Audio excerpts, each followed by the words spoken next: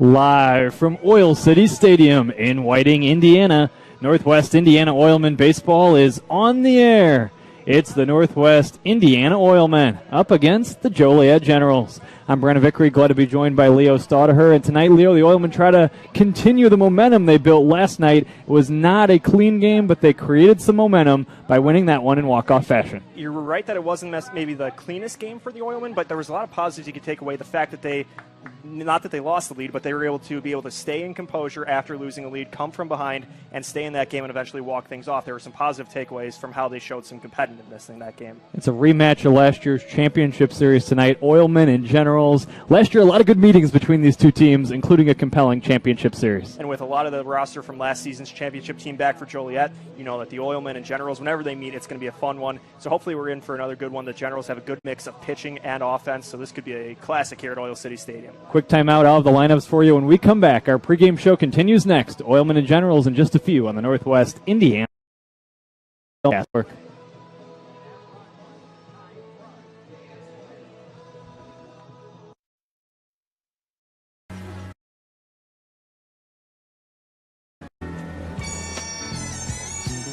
Sunshine. Everybody loves the sunshine. Have a student headed to college this fall? If so, you probably have questions, and the best place to find answers is Ivy Tech Community College. Ivy Tech is in your community and offers hundreds of options. Best of all, our tuition is a fraction of the cost of other colleges. Complete a free application today. Wait! Let me help! Land of Frost! Premium meat! Delicious! And no byproducts! Toss it in. Et moi? Okay. Whee! Make a smart choice. Land of Frost Premium Meat. Yes! When it comes to Sunday, choose the right couch. Here's to the original light beer. It's Miller time. Back here at Oil City Stadium, the lineups are being introduced over the PA, which means it's time for me to give you the starting lineups for tonight's game, starting with the visitors from Joliet. Leading off and playing shortstop, Diego Munoz. Batting second in left field, Anthony Stellato. Stellato hitting second. Batting third is first baseman Aaron Vertuno. Vertuno hitting third at first base. Batting cleanup and starting behind the plate, Deshante Caraway. Caraway hitting cleanup. Batting fifth and playing right field, C.J. Terrones. Terrones hits fifth for Joliet. Batting sixth and designated hitting today is Grant Swick. Swick hitting sixth. Batting seventh is second baseman Christian Jacob. Hitting eighth and playing center field, Jalen Avery. And rounding out the 1 through 9 for the Generals is third baseman George Vasquez. All that in back of Joliet left-hander Jack Bell. It's Bell starting for the Generals. Now here's the Oilmen starting lineup that the lefty will be opposing. Leading off and playing left field, Chaz Clark. Clark hitting leadoff. Batting second and starting behind the plate, Kyle Zarnacki. Batting third is shortstop Jack Zebig. Zebig hitting third. Center fielder Chris Baker. Batting fifth, designated hitter Sebastian Cabeza. Hitting sixth is second baseman David Marshall. Marshall hitting sixth. Tyler Fomacanon will bat seventh and play third base. Batting eighth is right fielder Dom Curcio. Curcio hitting eighth. And rounding out the 1 through 9 is first baseman Nolan Rimkus. All that in back of Northwest Indiana left-hander Luke Pappas. The Oilmen are being introduced. As they're doing so, they're taking the field defensively, and they're wearing their black uniforms with gold numbers on their backs. They've got the gold Oilman lettering across the front of the chest, the white pants, the black Oilman cap, and the gold logo on the front of that cap. The Generals are wearing the green uniforms with a white G on the front of the uniforms. They have gold numbers on their backs, white pants, the green caps, and the white General G on the front of the cap. We're going to join the live playing of the anthem tonight, and then after that, we will wrap up our pregame. But let's listen in live for the playing of tonight's national anthem. Anthem.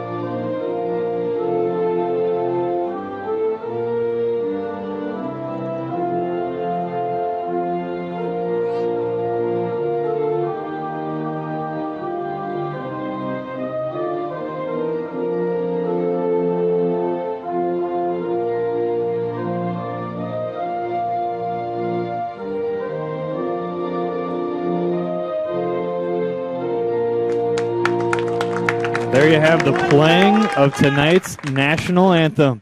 Well, it's a battle of left-handers. It's Pappas against Bell. It's the Oilmen against the Generals. And it's next on the Northwest Indiana Oilmen Broadcasting Network. In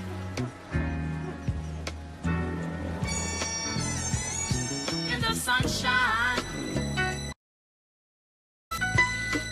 Everybody loves the sunshine.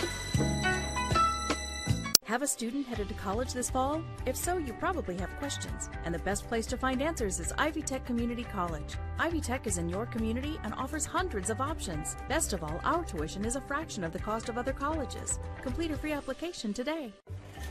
Wait! Let me help! Land of Frost! Premium meat! Delicious! And no byproducts! Toss it in. Et moi? Okay. Whee! Make the smart choice. Land of Frost Premium Meat.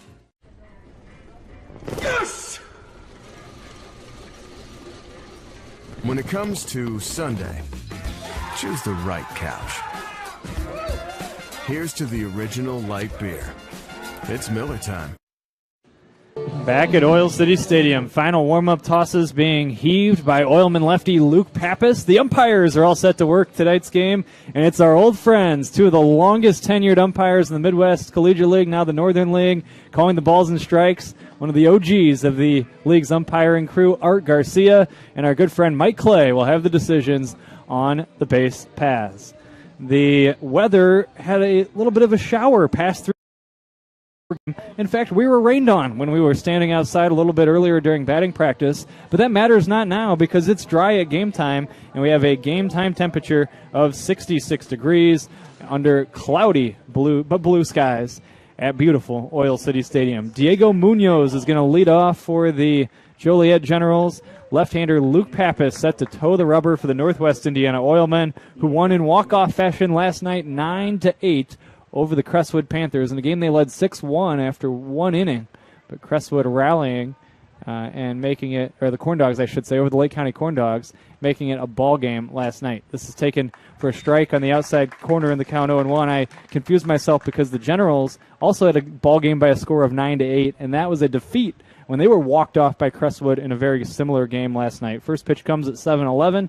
Next offering is low and in for a ball. The big key for Pappas, Leo, throwing strikes. For Pappas so far this season, he's struggled with the walks a little bit with picking up 7 of those in just 2 appearances, but he has good movement on his breaking ball, on his curveball, so if he can locate that for strikes, he could have some effective stuff on the mound today, but it's all about finding that zone and being able to work with it. It's behind 2 balls and 1 strike. You're right, he has tremendous stuff when he puts it over the plate, so Adam Enright's talked to him about, don't even try to throw it right down the middle, and that's the big bugaboo with him has been the control. The son of the former big leaguer, Eric Pappas, delivers, and it's a swing and a miss. The count 2-2. You have to be worried, not worried, but not be afraid of throwing pitches for contact, too. If your balls are getting hit, that's okay because at least you're putting it in the strike zone, giving your defenders a chance to make that play. But if you're just walking everybody, missing the strike zone completely, you're putting your team at a disadvantage with that. Here's the 2-2 pitch to Munoz. It's taken low for a ball. We go full at 3-2. Fastball, curveball change is the 3-pitch mix for the southpaw. Has been a bullpen man previously when he was with the Oilmen in 2020 for the most part, but was excited for the chance to start some games this season. This is his first start of the year. Here comes the payoff pitch. This is swung on and lifted foul, and we'll do it again, 3-2. That could be something as he continues to work on his control. Also learning how to work as a starter, too. Something that if he takes that into his college camp in the fall, then he could really come back as a completely changed player and something that I'm sure that coaching staff would be very excited about. That's one of the benefits of summer ball is getting to try different roles that you might not normally be used in. Here comes the 3-2. This is high for ball 4. It's a walk. So leadoff walk, and there's a leadoff base runner to get things going here.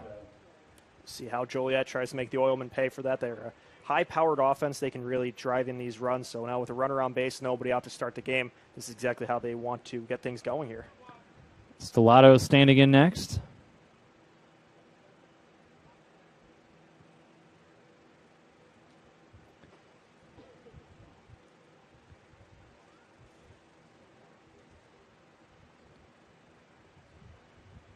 Here comes the first pitch to him, taken high and in for ball, 1 ball and no strikes. So again, we talked about it. Leadoff walk is what you want to avoid, and the leash is going to be pretty short. In fact, 4 free bases for the Generals tonight, and that would be the end of the day, I think, for Pappas.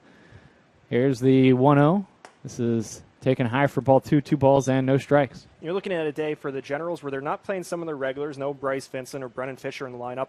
So this could be a day where you don't want to give them too many base runners when they're not playing their main starters. That could really make you pay, especially facing Anthony Stellato here in just his 4th game with the Generals, still looking for his first hit. So you're not trying to give him his advantage. Here's a swing and a foul at the plate, 2-1. We mentioned Pappas was with the Oilmen in 2020 for the Chris Cunningham coach team. He pitched for the Kalamazoo Growlers a year ago, and back with these Oilmen here in 2022. Here comes the 2-1, swing and a miss, and now it's 2-2. He'd love a strikeout right here. He had plenty of those with the Oilmen last 2020. He struck out 29 in 18 innings of work, but he did walk 22 batters and hit 9 in just 18 innings. Here comes the 2-2. This is taken low and outside. Now trying to advance is Munoz. The throw to second is going to be not in time. This is a wild pitch, a dirt ball read for Munoz. He saw the pitch in the dirt, read it well, and scoots to second on what goes down as a wild pitch, and we'll have a payoff pitch upcoming. Obviously, you talk about that strikeout to walk balance. That's one where it's maybe closer to even than Pappas would want it, but it shows that he has really good stuff on the mound, that he was still in the positive there with the 29 strikeouts. So it's all about just finding that zone, and then when he is put in the zone, he obviously has the swing and miss material up there. Here's the 3-2 to Stellato. This is another wild pitch, and trying to advance to third and doing so safely as Munoz, and that's ball 4 as well. So 2 wild pitches in the early going and 2 walks, and we will see how long it takes for the Oilmen to get somebody up. As you want to avoid a situation like the Corn Dogs had last night, where there were 6 walks in the first inning, and the Corn Dogs ended up being down 6-1 after 1 inning of play. I think the Oilmen are going to have some immediate action in that bullpen. And we saw last night the Oilmen were able to score 6 runs without even having to put a hit on the board just because of the walk. So teams can really take advantage of that, especially when you know the pitcher's struggling. You kind of go into prevent mode at the plate where you're not swinging anything outside the zone. You're just letting him throw around. See the Generals do Pappas any favors at the plate. There's a strike call in the count 0-1. Big first pitch strike there from Luke Pappas. Again, has great stuff when he gets it over. He had a 2.50 ERA in 2020, and that was despite giving up 22 walks and 9 hit batters in 18 innings. Here's the 0-1 swing and a miss, and now it's 0-2. You talk about with pitchers, too, especially in the summer, they toy with their delivery, you change certain things up. So Pappas could be doing something like that this summer, where he's trying something different with his delivery, different with his approach, and just all about getting those mechanics down to a science and figuring out what you can do best to locate that ball for strikes. Here's the 0-2. Here's a smash knocked down by Pappas. He runs after it. He's going to get there, but it'll be a base hit. It's an infield single for Vertuno. The Generals get their first run of the day as Munoz crosses the plate. Give Vertuno a run batted in, and Joliet strikes first. They lead the Oilmen 1-0. That's a tough play for Pappas to make. It almost looked like he was trying to get out of the way there, and that ball kind of bounced off the heel of his glove, so he had to go into recovery mode. That was one, if it maybe got hit up the middle to Zebig, he would have had the chance to try to field that and possibly turn 2. But then with that redirecting off Pappas' glove, it kind of threw that into the wind. Entering play here tonight, 2 games this summer for Pappas. He's walked 7 and hit 3 in a total of 2 innings of work, so 10 free passes in 2 innings so far this year. Just 2 hits against him, though. He's allowed runs on 2 hits, so there have not been very many hits against him. That was the 3rd hit against him all season. Here comes the pitch on the way, low and in for a ball. 1 ball, no strikes to Deshante Caraway. And Caraway here's a Joliet hitter that could really make him pay, as he has 6 hits and just 12 at-bats so far on the season. One of those going all the way for a home run, so he has a lot of power in his bat. Pappas, a 2019 Mount Carmel product, attending St. Leo, started his career at Western Michigan, a Chicago native, stands at 6'3", 200, and he delivers the 1-0. It's ball 2, 2 balls and no strikes. We mentioned his dad, Eric, played in the big leagues. He was a Cub and a Cardinal. And he said, I asked Luke what he's changed since the last time he was with the Oilmen. He said he simplified his mechanics. Here comes the 2-0. This is swung on and smashed to left. Pretty well hit down the line. If it's fair, it's gone. And this is going to be long gone as it's well fair over the brick monster and left. A bat flip from Deshante Caraway after his 2nd home run of the season. And Joliet has scored 4 times in the first inning. They lead the Oilmen 4-0. That was just clobbered off the bat. We saw Pappas was able to put one in the strike zone there. It was taken the distance. maybe that's something not to get dejected over, because it means you were still putting it in the strike zone. You threw something that was a hittable pitch. Just unfortunately, Caraway was able to take it the distance. I mean, this was crushed. It was his second straight game with a home run, as he had a 2-run homer to give the Generals the lead in the game against the Panthers the other night. That was in the 7th inning. Joliet rallied after they had a back-and-forth game. Here comes the pitch taken high for a ball. Crestwood had a big lead. The Generals came from down 7, and then Caraway had that 2-run home run that completed the comeback and gave them the lead, but the Panthers walked it off in the bottom of the 7th in the final inning of that ball game. This pitch low for a ball, 2 balls and no strikes on Terrones. Pappas just threw a pitch to a batter that's been swinging the bat exceptionally well this season so far. So that's something. Now it's kind of like a clean slate here. The bases are empty. There's no outs. You're going into a start over, a little bit of a reset here on the mound, just trying to get that first out. And you'll tip your hat if you give up a home run. You just don't want to see more walks. If you're Adam Enright, still nobody out in this inning. Here's a strike, and the count 2-1. Especially a home run that cleared the brick monster. That means it was crushed over there in left field. A high ball, just the launch angle off that had to be pretty high. Yeah, I mean, the only question for me was whether it was going to stay fair, and it did by a wide margin, and it was long gone to left. A bat flip from Caraway, who was near home plate as the ball sailed out of the ballpark. Here's the 2-1. This is high for a ball, 3-1. Now for the Oilmen on the mound, it's just about the base is empty here, even with trailing 4 runs. You want to make sure you get to your batters back up with the damage being at a minimum here in 4 runs. We've seen the Oilmen can score that or more in 1 inning before the season, so they are just trying to make sure they manage things here as there's another walk. Yeah, ball 4, it was well high and outside, and I think if there's one more free pass in this inning, that's going to be it for Luke Pappas. So we see the Oilmen have sent down some pitchers down to the bullpen already in right field, and that means Adam Enright is trying to make sure this game doesn't get too out of hand early. We saw a similar thing happened with the Corn Dogs last night, where they yanked their starter before he had finished the first inning when the Oilmen put up 6. So the Oilmen potentially could be doing the same thing here, and now on the opposite side of that.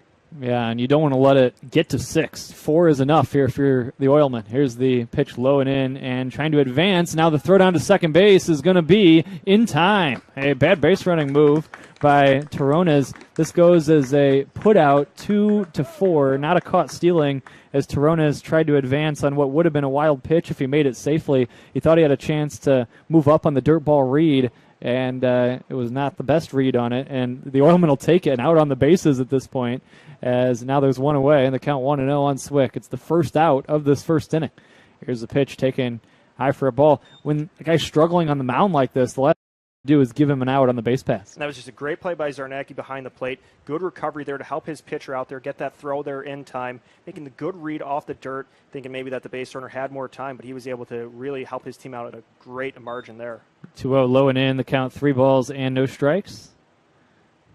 Happy to have you with us on the Oilman Broadcasting Network. Good to be here at Oil City Stadium. Good to be back with Leo. Enjoyed working with Andrew last night, though. It was fun to have a corn dog perspective on the broadcast. Here's the 3-0 to Swick. It's way high, ball 4, and let's see if Adam Enright wants to make a move right here. It's the 4th walk issued by Pappas, and Jacob is due next, and here comes Adam Enright. We'll see if he makes the move to the bullpen. I think he will, and at that point we'll take a timeout. We will. 4 walks in this inning for Pappas. That was the magic number. We said it before the game, and we saw it here in this first inning. And that spells the end of the day for the lefty, and we'll have some things to work on as he tries to just make some tweaks and make some improvements. He will get another opportunity at some point here in the near future this summer. But the day is done after a third of an inning. Joliet 4, Oilmen have not batted, and we'll come back for the continuation of this top of the first after this on the Northwest Indiana Oilmen Broadcasting Network.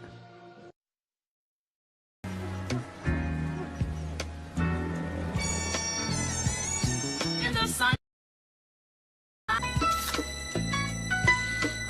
Everybody loves the sunshine. Have a student headed to college this fall? If so, you probably have questions, and the best place to find answers is Ivy Tech Community College. Ivy Tech is in your community and offers hundreds of options. Best of all, our tuition is a fraction of the cost of other colleges. Complete a free application today. Wait! Let me help! Lando Frost! Premium meat! Delicious! And no byproducts! Toss it in. Et moi? Okay. Make a smart choice. Land of Frost Premium Meat. Yes! When it comes to Sunday, choose the right couch. Here's to the original light beer. It's Miller time. Back at Oil City Stadium, well, for the second day in a row, Leo, we see a first-inning pitching change. But last night, the Oilmen were on the good side of it, and both nights it was due to the pitchers having trouble finding the strike zone. Yeah, and that was, we saw the Oilmen having success with that last night. Now, baseball being a humbling sport, you're on the opposite end of that tonight, so they have to try to shake it off. Do what the Corn Dogs did to them yesterday and erase those runs, maybe not wait until as yesterday. But now with Justin Johnson on the mound, you're just trying to get those next two outs. You have a base runner on, but we saw Zarnacki behind the plate did a great job getting that first out to minimize that damage a little bit. It's all about just trying to get your bats back up with the score only being 4-0. Yeah, right-hander Justin Johnson is completing his warm-up tosses. Johnson is on to work here. Pappas's day is done. You can't close the book on him yet. A third of an inning, 2 hits. So far, 4 runs they're earned. He's still responsible for Swick at first base. He walked 4 and struck out none. The one out came with Zarnacki gunning down a runner trying to move up to second base on a would-be wild pitch. Christian Jacob will stand in here. He bats without batting gloves, the second baseman. Here's the pitch, a grounder, check swing and a grounder foul right side, and the count 0-1. And now for Johnson on the mound, you want to make sure you just don't give any more walks. These Generals hitters are being very disciplined at the plate, have shown that they are not afraid to take the free pass. So, yeah, just make sure you throw strikes and do what you can with those pitches. 0-1. Here comes the pitch on the way, swinging a grounder foul left side. And it's no balls and 2 strikes.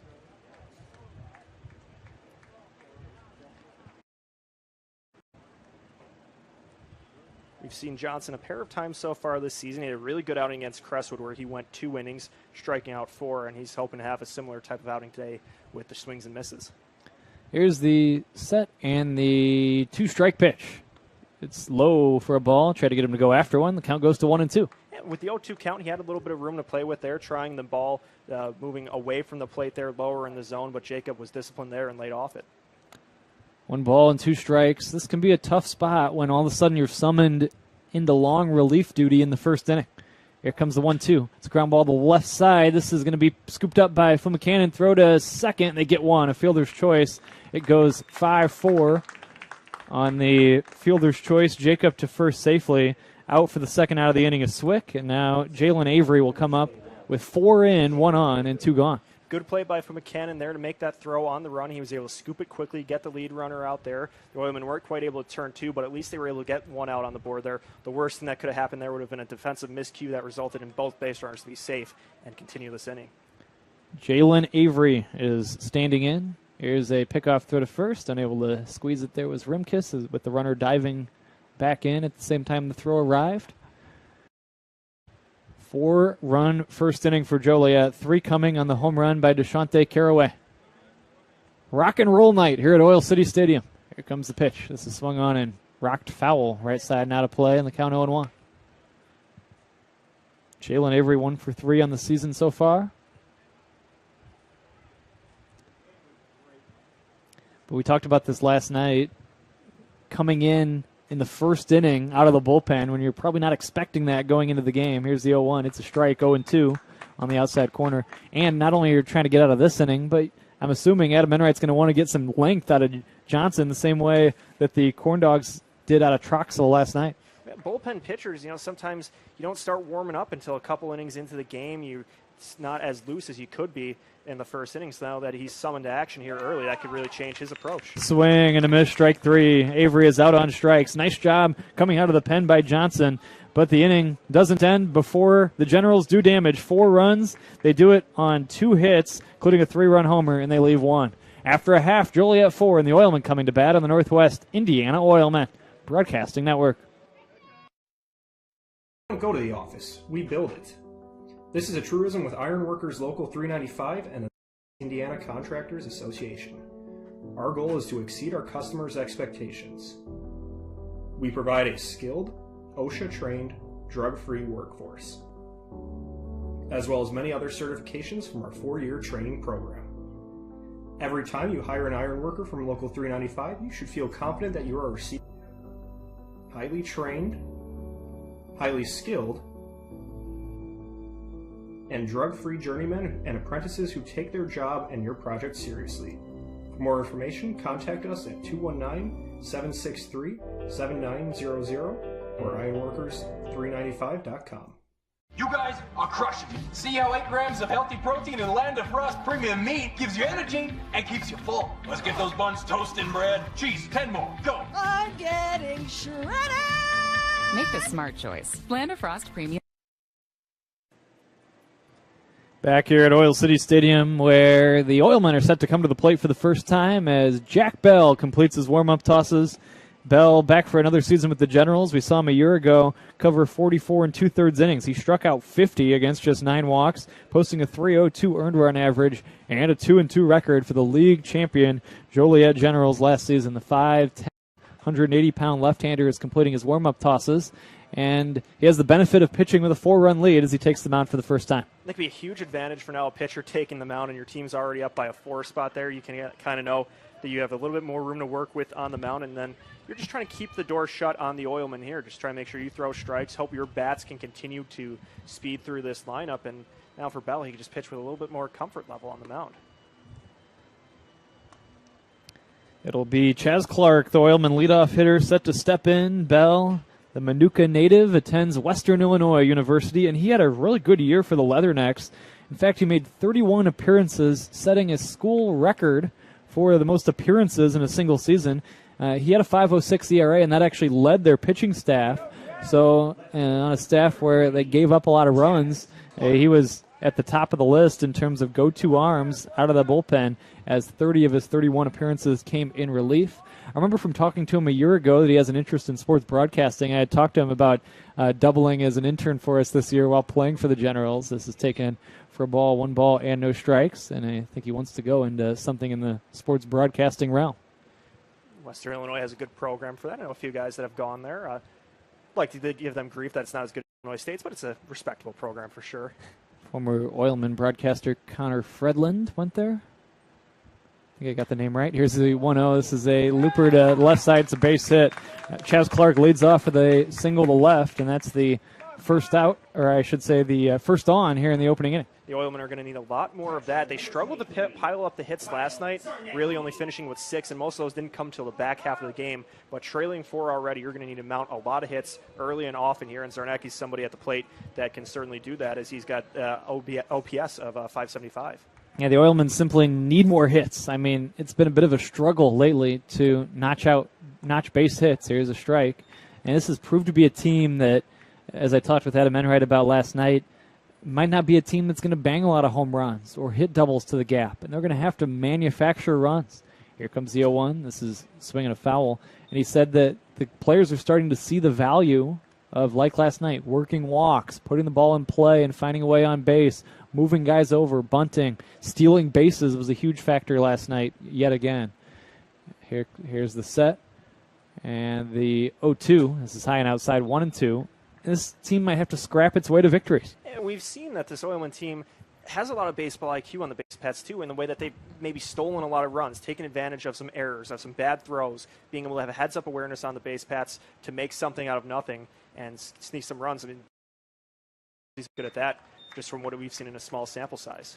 Zarnacki strikes out swinging. He was fooled there, and he's out on strikes. And now Jack Ziebig, who has been the best pure hitter on the Oilmen to this point, will stand in next. 7 hits so far in the season. He's also scored 8 times, but he swings the bat really well out of the left-handed box, has a good compact swing, and can drive the ball all over the field, basically. Here's a pickoff throw to first. Diving back in, head first safely is Clark. For throwing 2 today, he has 7 walks, so he has an even walk-to-hit ratio, something that just shows he continues to get on base by whatever means necessary, something the Oilman hitters have been good at doing. Here comes the pitch on the way, high and tight for a ball. The count 1 ball and no strikes. Because we really haven't seen too many extra base hits from the Oilmen, as you've been saying this season. So it's just all about making contact and then trying to do extra work on the base paths to try to put yourself in scoring position. 1 out, 1 on here. 1 ball, no strikes on Ziebig. Look out, he's hit by a pitch. Ziebig gets nailed, And the Oilmen will accept a free base there, as now there's runners at first and second with one away for the cleanup hitter, Chris Baker. It's important that they try to score here with just the one out. You don't want to save everything for 2 outs, as we've seen that's happened a few times where the Oilmen seem to get into a rally, but with 2 outs in the inning, you're just one out away from. So it's all about trying to get those runs across while you still have outs to work with here at the plate, and Baker's somebody that could really help with that. Baker standing in. Catcher Caraway vacated the catching area for a moment, but now he's back and we're ready to roll. Lefty on lefty here. Runners take their leads from first and second. This is low and outside for a ball, 1-0. Talking about how the Oilmen haven't had too many extra base hits. Chris Baker has a pair of those so far in the season, 1 double and triple. So he's one that he shows if he can put the ball out in the outfield, he can make something extra out of it. 1 ball, no strikes on the Oilman cleanup man. Here's the 1-0. This is low and outside for a ball, 2-0.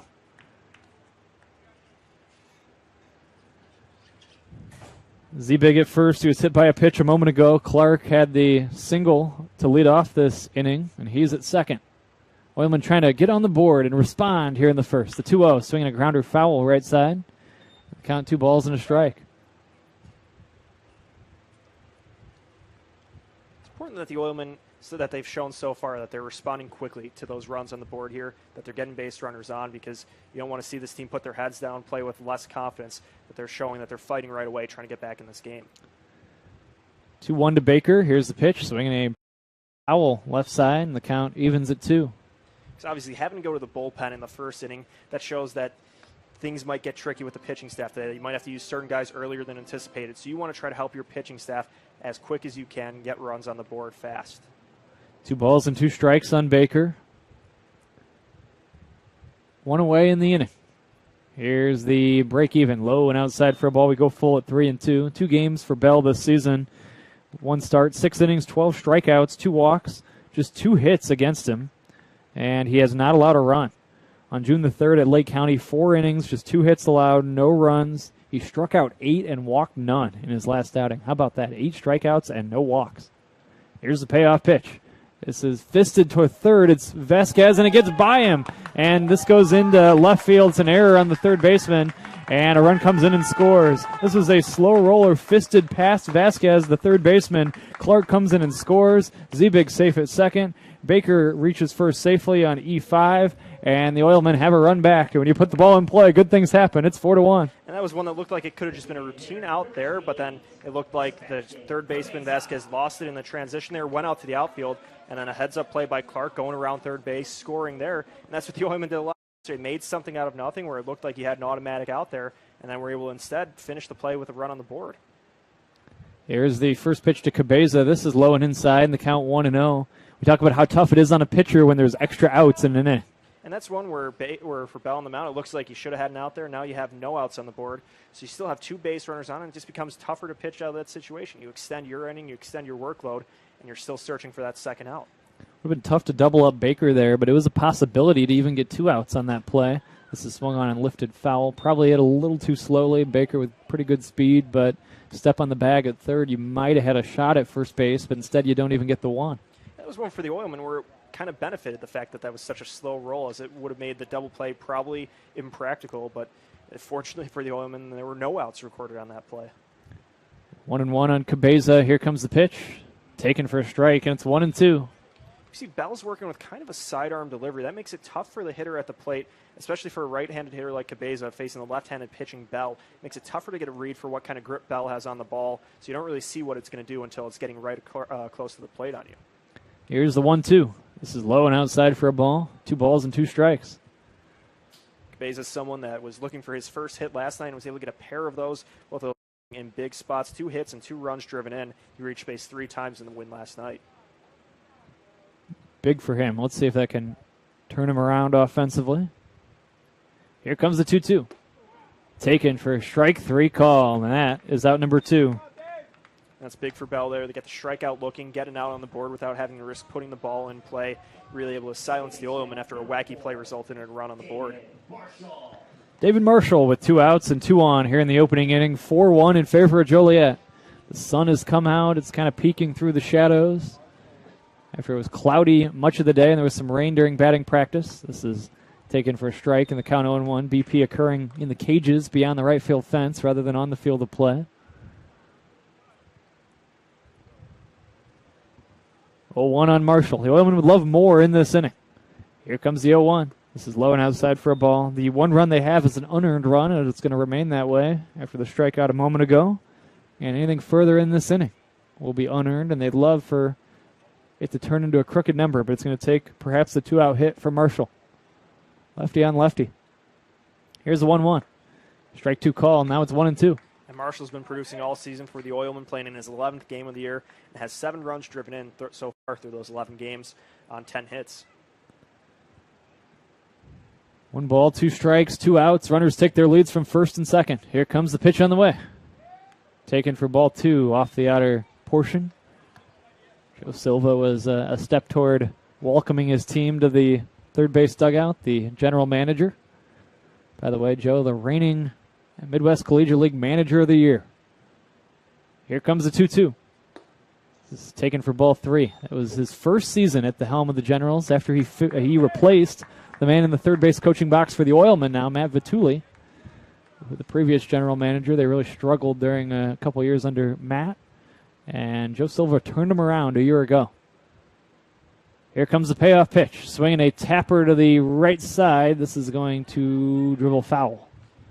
This is an impressive turnaround for the Generals last season. They were a tough team to play against. They had a good mix of pitching. They had opportune hitting. They had some players that could really slug the ball. When the Generals got rolling, they were a tough team to go up against for anyone in the league.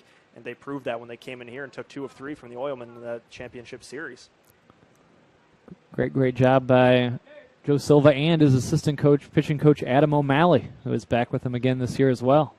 Good to see Matt Vituli back in the league, though. He was with Adam Enright on his staff previously. Here comes the payoff again. Runners with the head start, and this is ball 4. They're loaded. Bases full of Oilmen. We talked about Bell. Walked just 2 against 12 strikeouts on the season to this point, but he has allowed 2 free passes in this inning. The Oilmen reaching on an E5, a hit batter, and a walk, and they have a chance to really take advantage here. And that at bat against Marshall was looking like he was looking for a spot on the lower part of the zone, just wasn't quite hitting it. Basically at the right-handed batter's box is where he was trying to spot those balls and just couldn't connect on that. So if you're missing on that spot, that was something in his approach that he's going to have to try to change here. Phil McCannon takes low and in for a ball, 1 ball and no strikes. For the Oilmen, you don't want to squander this opportunity. You gave up 4 runs in the top of this inning. Now you have the bases loaded and can quickly tie things up here. 1-0. Here's the pitch. This is swung on and lifted foul right side. Count 1 ball, 1 strike. Big 2-out opportunity for the Oilmen. 2 strikeouts for the lefty Bell in the inning. He's had to pitch around an error, and again, he hit a batter, walked one. The leadoff single by Chaz Clark, the lone hit in the inning. Here's the 1-1. Taken for a strike, and it's 1-2. McCannon can provide a boost out of the 7th spot here as he has 6 RBIs on the season. Also has 6 walks, so he's someone that shows he can get on base by a variety of means. 1-2 on Phil McCannon. Here's the pitch on the way. Swing and a foul right side over the Oilmen bullpen and beyond the clubhouse. Count 1-2. Bell's responded well in this at-bat, just going right at the batter at the plate with the 1-2 advantage. He hasn't fallen behind here, has just been throwing strikes here and put Phil McCannon in defense mode. 1-2, 2 outs. Runners take their leads from all 3 stations. Here's a ground ball to the right side, deep in the hole at second. Marshall, he fields it. He throws to first in time. Jacob, I should say, makes the put out to retire from McCannon, and the inning ends. 4-3, the put out goes, and the side is retired. The Oilmen settle for the 1 run. They do it on 1 hit and leave the maximum. After 1, Joliet 4, Oilmen 1 on the Northwest Indiana Oilmen Broadcasting Network. When you hire certified electrician contractors, you're getting the best. But just as important as our skill and expertise is our culture of safety. We know it's important to you, and we know it's important to them. Certified Electrician represents the Nika IBEW team, a team where safety and productivity go hand in hand. It's why our jobs finish on time and on budget. It's why owners that use us are repeat customers. Certified Electrician, working together, powering Northwest Indiana. That beach is just too hot. I mean, God, look at it. It's making the sand burn, the mouth dry, the skin cry. I mean, everything's just... Oh, there's Coors Light. Well-mouthed desert, meet ice beer. Mountain cold refreshment. Let's chill.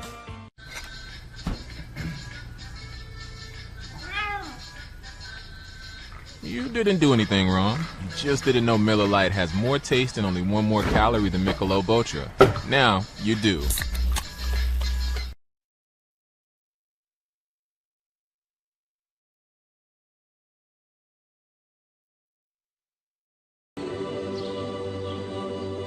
This place teaches you to be genuine, to be the same person today as you were yesterday. People from Indiana, they're pretty comfortable with who they are. And you know, I think that puts the people around them at ease to be comfortable with who they are.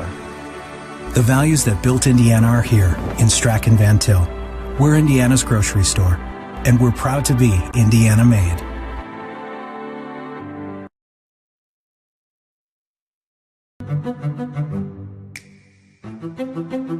I've never seen ads on top of the roof where it's helping the community.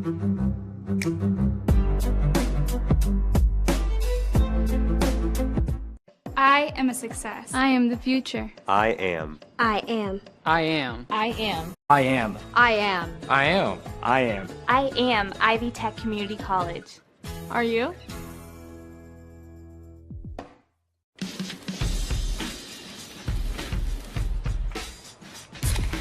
Light beer shouldn't taste like water.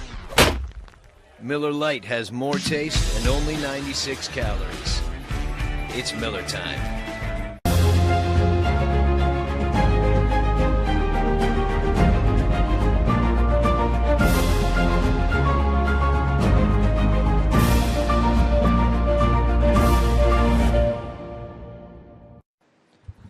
Back at Oil City Stadium, Kyle Zarnacki was a little shaken up between innings there during the warm-ups, but the Oilman catcher is good to go. He's able to stay in the game, and Vasquez swings at the first pitch and grounds it foul right side. And the count 0-1. Johnson on the mound after he took over. Pappas, the starter, lasted just a third of an inning. Here comes the 0-1. This is high for a ball. 1 ball, 1 strike. We'll see how long Johnson works on the mound, how long Adam Enright has planned for him. His longest outing of the season is just 2 innings, so we'll see if they try to stretch him out more tonight or if it is going to be a bullpen by committee day. This is low and in for a ball. 2 balls and 1 strike. One crucial element to being at home finally this week after the 10 straight on the road. Leo, the 2-1 is fisted to left center, and this ball is going to get down for a base hit. Not a good read on it for the left fielder, Chaz Clark. I think he lost it in the sun as he went back to the warning track, and this ball fell in shallow left center, or shallower left center. Better read on it was Baker, but he couldn't get there either, and it goes as a single to lead off this inning for Vasquez. One of those weird points in the day where the sun is still up, but the lights are starting to come on the field, so that can make it tricky for those outfielders, as it looked like Baker was going back, or Clark was going back too deep, and Baker was just had to cover some ground and get over there in time. Munoz standing in, taking low for a ball, and the count 1-0. Diego Munoz walked and scored his first time. Here comes the 1-0. This is high and tight for a ball. 2 balls and no strikes. Now the top of the order is back up for Joliet, but this is their first time seeing Johnson, so they might still be trying to feel him out, see what he's working with on the mound here. As when they were up against Pappas, they didn't have to do much in terms of swinging the bat. Just let him pitch around to them. 2-0 on Munoz. Here's the pitch on the way. Swinging a grounder to the left side. Sliding stop by Fumacannon. Go to second one. The relay throw to first. That's a double play. An excellent double play by the Oilmen. It goes 5-4-3. As pretty as you'll see. There's 2 gone. Nobody on. There's a great play by Fumacannon there at third base. Making that play with the way he was able to slide basically on his knee. Give himself up there to get the ball, that he put himself in a position where he could slide and still be in a way where he could throw the ball over there in time. Marshall made the good cover at second base and threw that over with the perfect amount of time to retire 2 outs, and that's big for the Oilmen there, getting 2 outs with 1 swing in the bat. Now it's Stellato, who walked and scored his first time, 0 for 9 on the season. First pitch is taken for ball 1. What a play. That was big as you're approaching the part of the order that really hurt you last time up, so the fact that now there's 2 outs, nobody on, Johnson can try to cruise through this. 1-0 taken high and outside. 2 balls and no strikes. 4-1 Joliet. They score 4 times in the first inning with the benefit of 4 walks.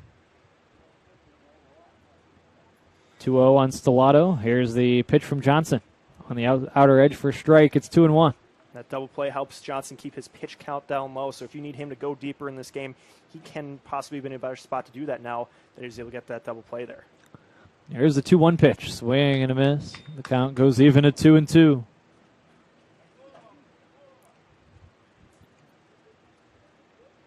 Two balls, 2 strikes, 2 outs. Johnson fell behind 2-0, but now he's climbed back in the count. Here comes the break-even pitch. Swing and a miss, strike 3. Out on strikes. The batter, Stellato, he thought he fouled it. He did not, and the inning ends. No runs, 1 hit, nobody left for the Generals in that frame. After an inning and a half, Joliet 4 and the Oilmen 1 on the Northwest Indiana Oilmen Broadcasting Network.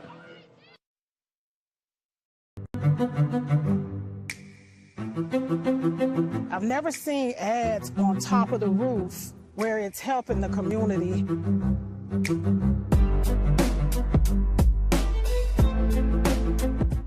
I am a success. I am the future. I am. I am. I am. I am. I am. I am. I am. I am. I am Ivy Tech Community College.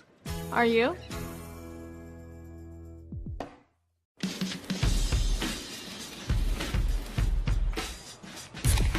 Light beer shouldn't taste like water. Miller Lite has more taste and only 96 calories. It's Miller time.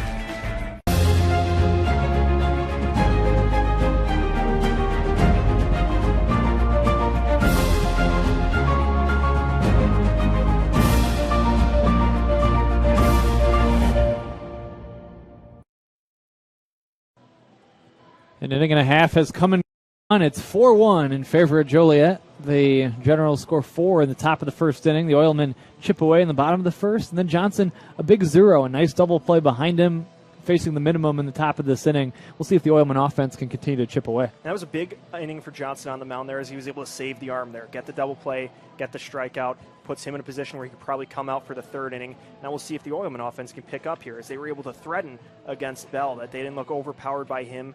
They left the maximum on base last time up. That hurts, but now we'll see if they can continue to get base runners on against them, as they already have the 7 and 9 or the 8 and 9 hitters coming up here. Yeah, 8, 9, and 1, starting with Dom Curcio. I was going to mention the point earlier, having to play a lot of games on the road. It's difficult, not only the obvious, being on the road, not getting the last at-bats, but also you can get into a better routine when you're playing on your home field in terms of the pregame routine. The batting practice, being in the cage, being down on the field, taking infield, outfield, being on your home field to do that, having a consistent schedule and a good facility beautiful facility of Oil City Stadium to prepare for games. I think Adam Enright was looking forward to that as much as anything, about having his team home here for 7 out of 8 games during this stretch. Here's ball 1 to Curcio, 1-0.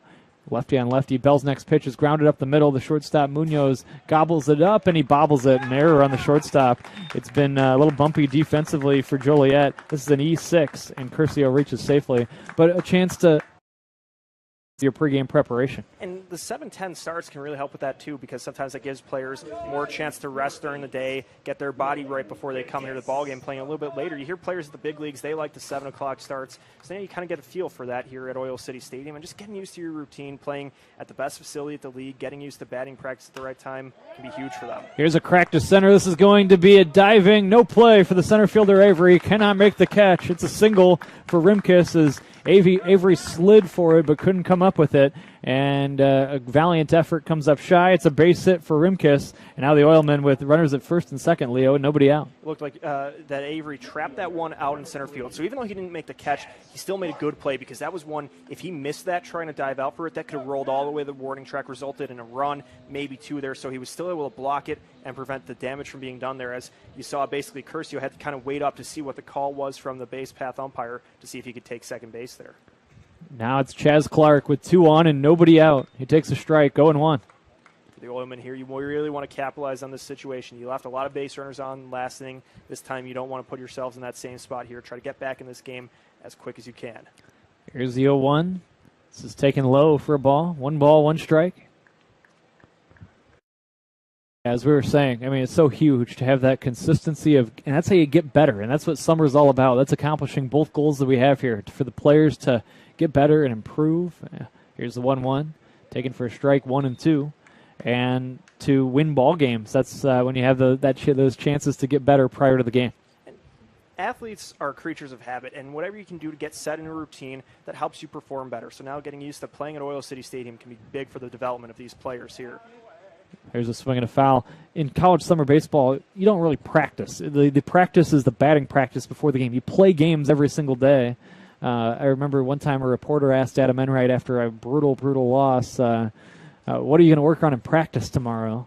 And he was kind of in a foul mood at that point and told him that we don't practice. And here in college summer ball, here's the 1-2 taken high and outside, 2-2. And it's all about just getting reps in game scenarios. That's maybe the best time to learn, is being thrown into the fire a little bit, learning while the lights are on and making those plays in game situations, because sometimes you practice the way you play or you play the way you practice, and that's the best way to learn, is just by going out there and doing it. 2-2 taken for strike 3 call. Clark is out on strikes. So although there's no official practices, there is that practice time before the game. Arriving early, you play just about every day. When you have an off day here and there, you're not going to have a practice, but you are going to practice during batting practice, and that's kind of the reality of like playing in the big leagues or playing minor league ball. You're trying to prepare to get better before the game.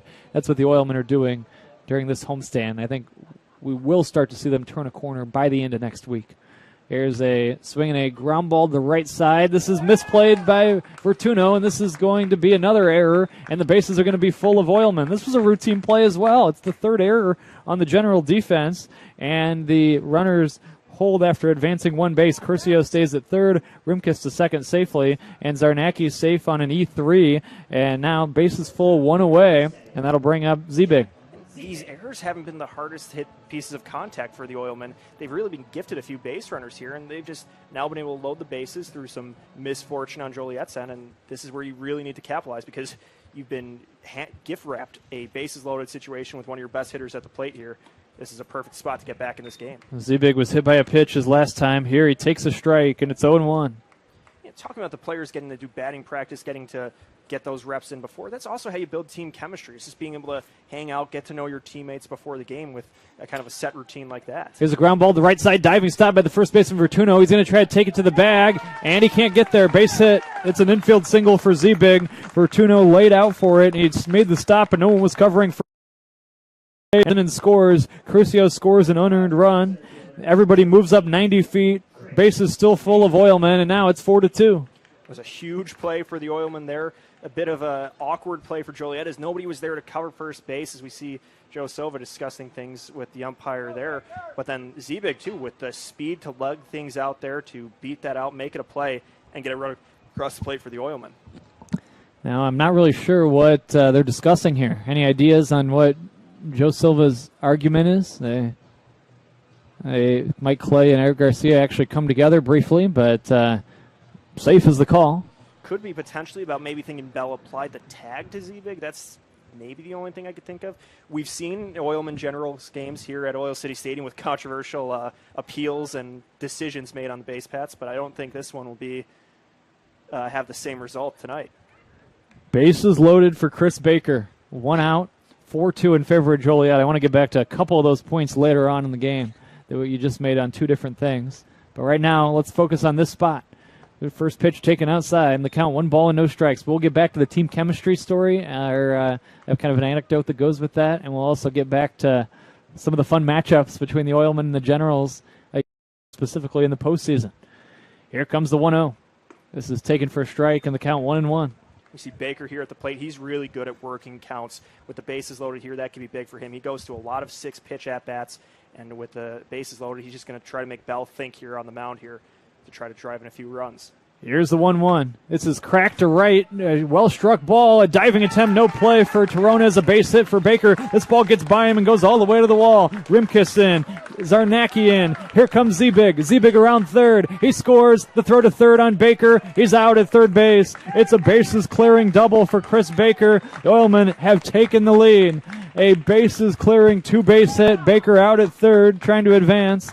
As the throw comes in, there's 2 outs in the inning, but big damage done on that swing by Baker. Tarones, the right fielder, went all out for it, diving for the ball, and it bounced past him. He was unable to stop it like Avery was a moment ago on that previous play, and it turns into a 3-run double. Chris Baker's been one of the most reliable Oilmen all season, being able to really swing a good bat even when the rest of the team isn't, and he just helped his team out tremendously there.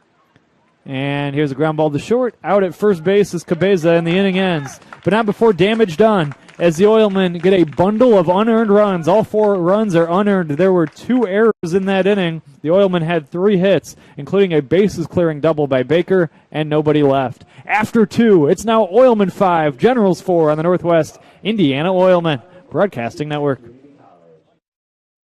don't go to the office, we build it. This is a truism with Ironworkers Local 395 and the Northwest Indiana Contractors Association. Our goal is to exceed our customers' expectations. We provide a skilled, OSHA-trained, drug-free workforce, as well as many other certifications from our 4-year training program. Every time you hire an ironworker from Local 395, you should feel confident that you are receiving highly trained, highly skilled, and drug-free journeymen and apprentices who take their job and your project seriously.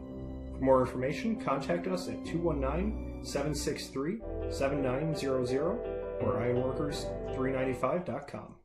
You guys are crushing it. See how 8 grams of healthy protein in Land of Frost premium meat gives you energy and keeps you full. Let's get those buns toasting, bread. Cheese, 10 more. Go. I'm getting shredded. Make the smart choice. Land of Frost Premium. Back we are at Oil City Stadium. The Oilmen taking the lead, and some sloppy defense from the Generals in that last inning. 2 errors, and then also a defensive mistake where going for broke on the ball and right was Tyrone. Play, it rolls all the way to the wall, and that allows the Oilmen to clear the bases. And that's the risk you take when you lay out for a ball like that. If Taronas was trying to make the catch there, but maybe if he stayed on his feet and just let it bounce to him, maybe seceding the out there, but then at least making sure that you didn't give up as many runs as you did there. And that's what the Oilmen have done a good job of this season, has been being able to make something out of nothing there, capitalize on errors and make their opponent pay. And that was just great situational hitting there by Baker. After some weirdness led to the bases to get loaded, then Baker was able to drive them all home. Johnson still working for the Oilmen. He'll face the 3, 4, and 5 hitters. The heart of the order, Vertuno starts it by sending one to right off the end of the bat. Underneath it is Curcio. He gloves the routine fly ball. 1 pitch, 1 away here in the 3rd. Pretty standard play out there in right field, but that's what Johnson's been doing a good job of on the mound so far today, just being working quick against these general hitters and just putting stuff in the strike zone for them to try to hit. You're going to have to be careful what you throw to Caraway here, as he really made Pappas pay for throwing one in the zone. Yeah, he has become a very dangerous hitter in the middle of this Joliet lineup, to say the least. Hitting .417, he homered yesterday, and he homered earlier today. So anytime he bats, he kind of has the attention of the ballpark at this moment. Here's a swing and a miss. He was aggressive there, and he swung at a pitch in the dirt. That was one that he was trying to put over the brick monster out in left field. But he's someone that you put into a Joliet lineup that already has some powerful bats, and he could really be a dangerous hitter down the stretch for them. Here's a bouncing ball toward short. Zebig gobbles it up. The throw to first is in time. Nice stretch by Rimkus on the other end. And quickly there are 2 down here in the 3rd. That was a good stretch there by Rimkus to finish off the play there at first base. That's something we've seen a few times in games this year, where maybe an error at first base results in a runner on, as Caraway was making that a close play anyway. But so the Oilmen were able to finish that off. And again, Johnson just working very quickly through this inning by throwing strikes. No doubt. And it's been a stark contrast to the way the game started. The Oilmen not throwing a lot of strikes early, and then Johnson comes in and reverses that. This is high and in for a ball. Tomorrow night, it's Oilman Stan's birthday bash and bobblehead night right here at Oil City Stadium. You do not want to miss this. 1 ball, no strikes on Taronas. Here's the 1-0. This is inside for a ball, 2-0. Come celebrate Stan's 11th birthday with the Oilmen.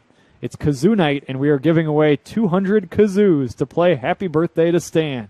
Tickets are available on NWIOilman.com. Here's a foul at the plate. You don't want to miss it. It's Stan's birthday tomorrow night, and don't tell him, but we're going to sing Happy Birthday to him with some kazoos being involved in that as well tomorrow night. There'll be some joyful noise with the kazoos there. Well, I can't wait. Here's the 2-1. This is low and outside. I'm sure we'll pick throughout the game tomorrow night. Maybe a few youngsters. Sound like a European soccer game with just the kazoos going all night, possibly. Sure, that won't get on our nerves at all. Have to check the record book, but I believe this may be the first kazoo giveaway in Oilman history. But also the Oilman Stand bobbleheads. That's not a first, and that's tomorrow night. Big giveaway night tomorrow. This is out high for ball 4. So a 2-out walk after Johnson had quickly sent down the first 2 men in this inning. Now Swick will bat after the first walk allowed by Johnson. That was an at-bat where it seemed like Johnson was kind of pitching around there, wasn't able to locate his pitches for strikes there. He's going to have to adjust here. But he did a good job of coming in and throwing strikes early, because that's the last thing you want for the Oilmen is you go to the bullpen in the first inning, and then your first man out of the pen can't throw strikes as well. But Johnson potentially could have saved some arms for the Oilmen, or at least made them make their next move later in the game. Swing and a miss by Swick, and the count 0-1. 5-4 Oilmen. They score 4 times in the bottom of the second to take the lead, taking full advantage of a few defensive mistakes by Joliet. Here's the 0-1. This is high for a ball. 1 ball, 1 strike. You don't want to give the Generals second life here with 2 outs here, as he gave them the walk there, and now you have the count even up at 1-1. You wanted to make sure for Johnson on the mound that you just finish things off here, get your bats back up next inning with still just a 1-run lead. Here's the 1-1. Swinging a drive to right. This is going to get down for a base hit. Swick will reach on a single, and the throw gunned in by Curcio from right. Everybody moves up 90 feet as Terronez holds at second base. Bit of a 2-out uprising here for Joliet, and that'll bring up Christian Jacob. It was a good piece of opposite field contact there, too, by Swick, just kind of popping it out to right field, dropping it in front of the right fielder, Curcio, and getting his bats up, continued with 2 outs here. Jacob reached on a fielder's choice last time. There comes the pitch to him, taken on the outer half for a strike, and it's 0-1. Johnson on the mound here, you have a few different options for how you could get that third out. There's the force active in a couple different spots. You can try to get the out at the plate, but still just trying to make sure you get this last batter out here, get the Oilman offense back at the plate. 0-1 on Jacob. Runners take their leads from first and second. The Oilmen have a 5-4 lead in the third. Breaking ball strike, and it's 0-2. Really good pitch there by Johnson, that curveball for a strike. It was looking like it was going to come high and inside, and then it broke just a little bit away, dropped into the top portion of the strike zone there. Now he's ahead, no balls and 2 strikes, trying to strike out Jacob. Here's the next offering, swing and a miss. He blew one by him. He came back with the fastball. Hit 2 left for the Generals in that frame. After 2.5, it remains Oilmen 5, Joliet 4 on the Northwest Indiana Oilmen Broadcasting Network.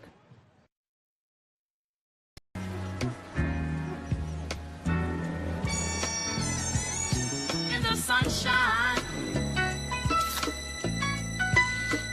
everybody loves the sunshine.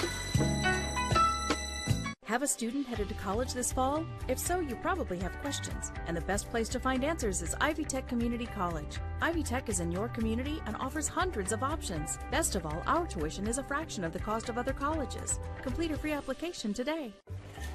Wait!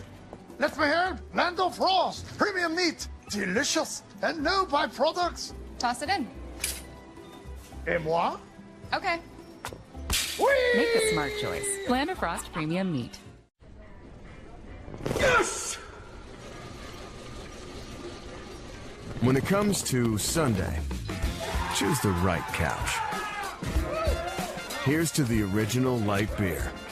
It's Miller time. Back here at Oil City Stadium as we move to the third here. We see Joe Silva having a conversation with the home plate umpire, so we might want to.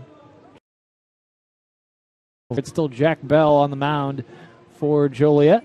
5-4 in favor of the Oilmen. The Generals scored 4 times in the first inning, and the Oilmen came back with 1 in the bottom of that inning. They eventually had a 4-run second inning. All 4 runs were unearned, and the Oilmen lead it by a score of 5-4 on a pleasant night here at Oil City Stadium. We'll use this extra time to let you know that Notre Dame FCU is your full-service, non-for-profit financial cooperative serving all of Lake County. They go where you go. Bank online through a mobile app or by phone. While others answer to stockholders, Notre Dame FCU answers to their members. Visit NotreDameFCU.com/member and become a member and receive $200 when you open a checking account. Insured by NCUA. Visit their website for full offer details. Please visit their websites for more information on their products and services. So it looks like, taking a look at the Generals' defensive alignment, we see Jalen Avery move from center field to right field, and Michael Gould comes into the game to play center field now. So after Terronez dove for that ball in the last half inning, and then he walked in the top of this inning was on the base paths. Here's a bunt toward third, and this is going to be a base hit. Marshall has himself a base hit as the Oilmen play some small ball, and that allows the leadoff base runner here in the third. And that's something the Oilmen have shown all season. They're very good at doing, executing those bunts. That was another great one there by Marshall, who has a lot of speed coming out of left-handed box there. He was able to put it down the third baseline, make it a play where Bell had to vacate the mound to go try to throw it over. And with Marshall's speed, there was really no chance of a play being made at first there. Phil McCannon standing in next and takes low and in for a ball. 1 ball and no strikes. Leadoff hit for the Oilmen here in this third inning. But I wanted to talk about the team camaraderie that starts to build after a few games in summer ball. Phil McCannon swings and sends this one foul right side, 1-1. Obviously working at Valpo full-time during the year and traveling with our baseball team there. 1 ball, 1 strike. Even a conversation at the end of the season as we were on the way back from the conference tournament about how it can be kind of uncomfortable when you first start a summer season. This is outside for a ball, wild pitch, advancing to second safely as Marshall. It was beyond the reach of Caraway, the catcher, full extension, gloved it but couldn't come up with it, and it's 2-1. There was a conversation even among the team. Those first few weeks, you're really getting to know each other, and nobody really knows anyone. Here, there's a lot of connections between the guys, a lot of local players, so some people do know each other. The 2-1 swinging a tap foul. But what Adam Enright said he witnessed last night with a game like last night, an emotional game, good crowd on hand. You're trying to knock off the first-place Corn Dogs. You win it in walk-off fashion. You're celebrating that the guys were getting behind each other in the dugout, and we're starting to come together as a unit instead of just a group of guys here to get their at-bats. Here's the 2-2. This is low and in. We go full at 3-2 on Tyler from McCannon. And that's the transition that you're seeing right now. And yeah, a game like that where you come together as a team, a lot of different guys have to step up in different ways than they might have expected. That's how you build a team, as guys get uncomfortable doing things where that's necessary for a team to win. And that was just what we could have seen now, the team coming together. As you mentioned, they're still getting used to playing as a unit. Payoff pitch is ripped foul over near the Oilmen first base dugout, and we go full again at 3-2. You talk about it, a lot of these players are local, but they might have been playing against each other in high school. You get players from rival schools, rival colleges. You might think of the guys on your team as the enemy now, but then you come together, play together, you realize these guys are okay and they're good players, and you get used to playing. You start to like playing with them as a group. Phil McCannon takes ball 4. He works the walk, and Oilmen are at first and second here, and that'll bring up Dom Curcio. And that's going to bring a visit from Adam O'Malley, the Generals pitching coach. Pitches on the mound. They've worked deep in these counts, even some of these 2-strike counts. They're able to work it, the 2 balls, 3 balls, as we saw there, a full count that resulted in the walk. So they were being able to work his pitch count as well as now put runs on the board. Quick visit there. And Curcio will have a chance here with 2-1, nobody out here in the third. That 4-run lead that the Generals were spotted in the first inning did not last long. That shows, too, how the Oilmen offense is working. That they were able to come back quick, that they didn't save everything for the end, that they were able to put that big 4 spot up on the second inning. And now, with nobody out in the third inning, they're showing no signs of stopping. Here's the first pitch to Curcio. This is bunted foul and into the bleachers, and the count 0-1. Some good action on a bunt there. I believe opening night, when Adam Oppenheim was on the call with me, we saw a bunt that went well behind home plate here, went all the way out to the parking lot at Wheaton College on the fly. So I don't think it was Curcio that did that, but still, good life on that one. Curcio bunted for a hit for the only hit against the Panthers earlier this week. Here he takes high for a ball, 1-1. And that's something, too. We talk about the bunts by the Oilmen. That's a skill you have to have in modern baseball. A lot of players want to hit one down the line. That's something that's not going to go away in the game that you still need to be able to do, and perfecting that is big. Runners go, and it vacates the left side, and it's a base hit through that vacated hole around third, trying to score Marshall. He scores, throw to third, not in time, going first to third on the play for McCannon. It's a base hit for Curcio through the left side of the infield. Vasquez was right in the spot where the ball was hit, but he had vacated that spot to cover third. A hit and run works to perfection, and the Oilmen lead the ball game by a score of 6-4. Hit and runs like that, another good skill for the Oilmen to show here, a good fine-tuned performance from them. That opposite field hitting there by Curcio, sending one out down the line in left field, resulting in run scoring. That's big for the Oilmen to extend things here. Now Rimkus, still nobody out in the inning. This is swung on and popped up. Shallow left, coming in Stellato. And Stellato in foul territory now. He actually reaches back into fair territory to make the catch. Tagging and scoring on the play is Phil McCannon, and the Oilmen manufacture another run. Good play by Stellato. He kind of overran it into foul territory, reached back into fair territory, made the catch. They appeal the third, and Art Garcia says he tagged legally and scored, and now Joe Silva is out to argue as the Generals are saying that Phil McCannon left too soon, but he's ruled to have legally tagged up and scored, and the Oilmen lead 7-4. Again, something you don't want to see in an Oilman Generals lineup, a bad tag up at third base, possibly come back to cost, but it looked like Phil McCannon waited properly there, got back in time, and that was one where it was a well-put ball by Rimkus as it pulled 3 defenders out to one spot. So even if they were trying to make something go in there, everybody was kind of out in the spot of the ball. Chaz Clark will stand in next. Here's a swing and a miss, and the count 0-1. Took a big, healthy hack there. Also tagging on that play was Curcio. Curcio moves up from first to second. So for Bell there, you get the first out, but you still allow a run and put another batter in scoring position. The Oilmen just continue to make this starter work on the mound. Here's a Tapper foul, and the count 0-2. Really seemed like the first couple innings for the Oilmen, they weren't getting that hard contact. Nothing was really leaving the infield, but that's been the opposite case so far with the few hits we've seen so far in this third inning. 2 strikes, 1 out here in inning number 3.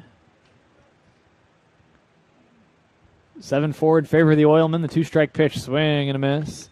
Out on strikes is Clark for the second time today. He did get a base hit his first time. That's already his third plate appearance, and we're in the bottom of the third inning. Now 2 down for Kyle Zarnacki. It looked like Bell had Clark guessing there as he was swinging well over that curveball, well ahead of it too. So he had that good mix of movement and off-speed, or lack of velocity there, I should say. 2 outs and Curcio at second. Here's the pitch, low and in for a ball. 1 ball and no strikes. So now Bell and the Generals have been able to work things to 2 outs here, but there's still a runner in scoring position, and this is a batter in Zarnacki that could really make you pay here with the bat. 1 ball, no strikes. Here's the next pitch. This is swung on and popped up. Left center over is Gould, and it'll be the left fielder Stellato to make the catch, and the inning ends. But the Oilmen do damage as they score twice more. They do it on 2 hits and leave 1. We've played 3. It's the Oilmen 7, Generals 4 on the Northwest Indiana Oilmen Broadcasting Network. In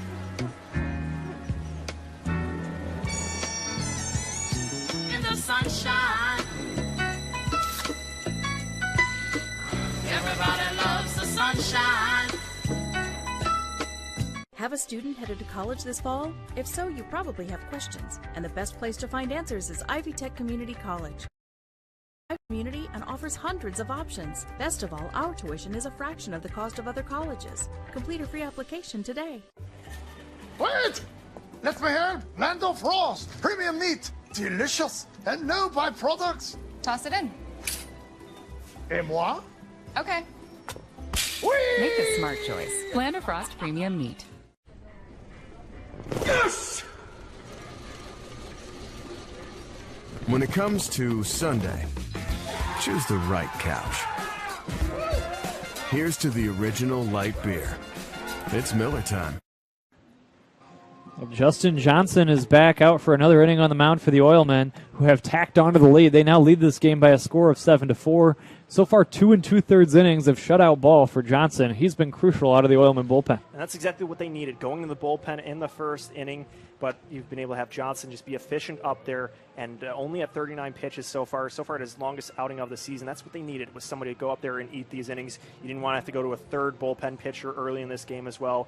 Johnson's put you in a good spot where if he can maybe get through this inning, you go to another pitcher in the 5th inning. That might have still been what the plan could have been today, as they've been able to avoid burning too many arms so far. We are 4th inning commence.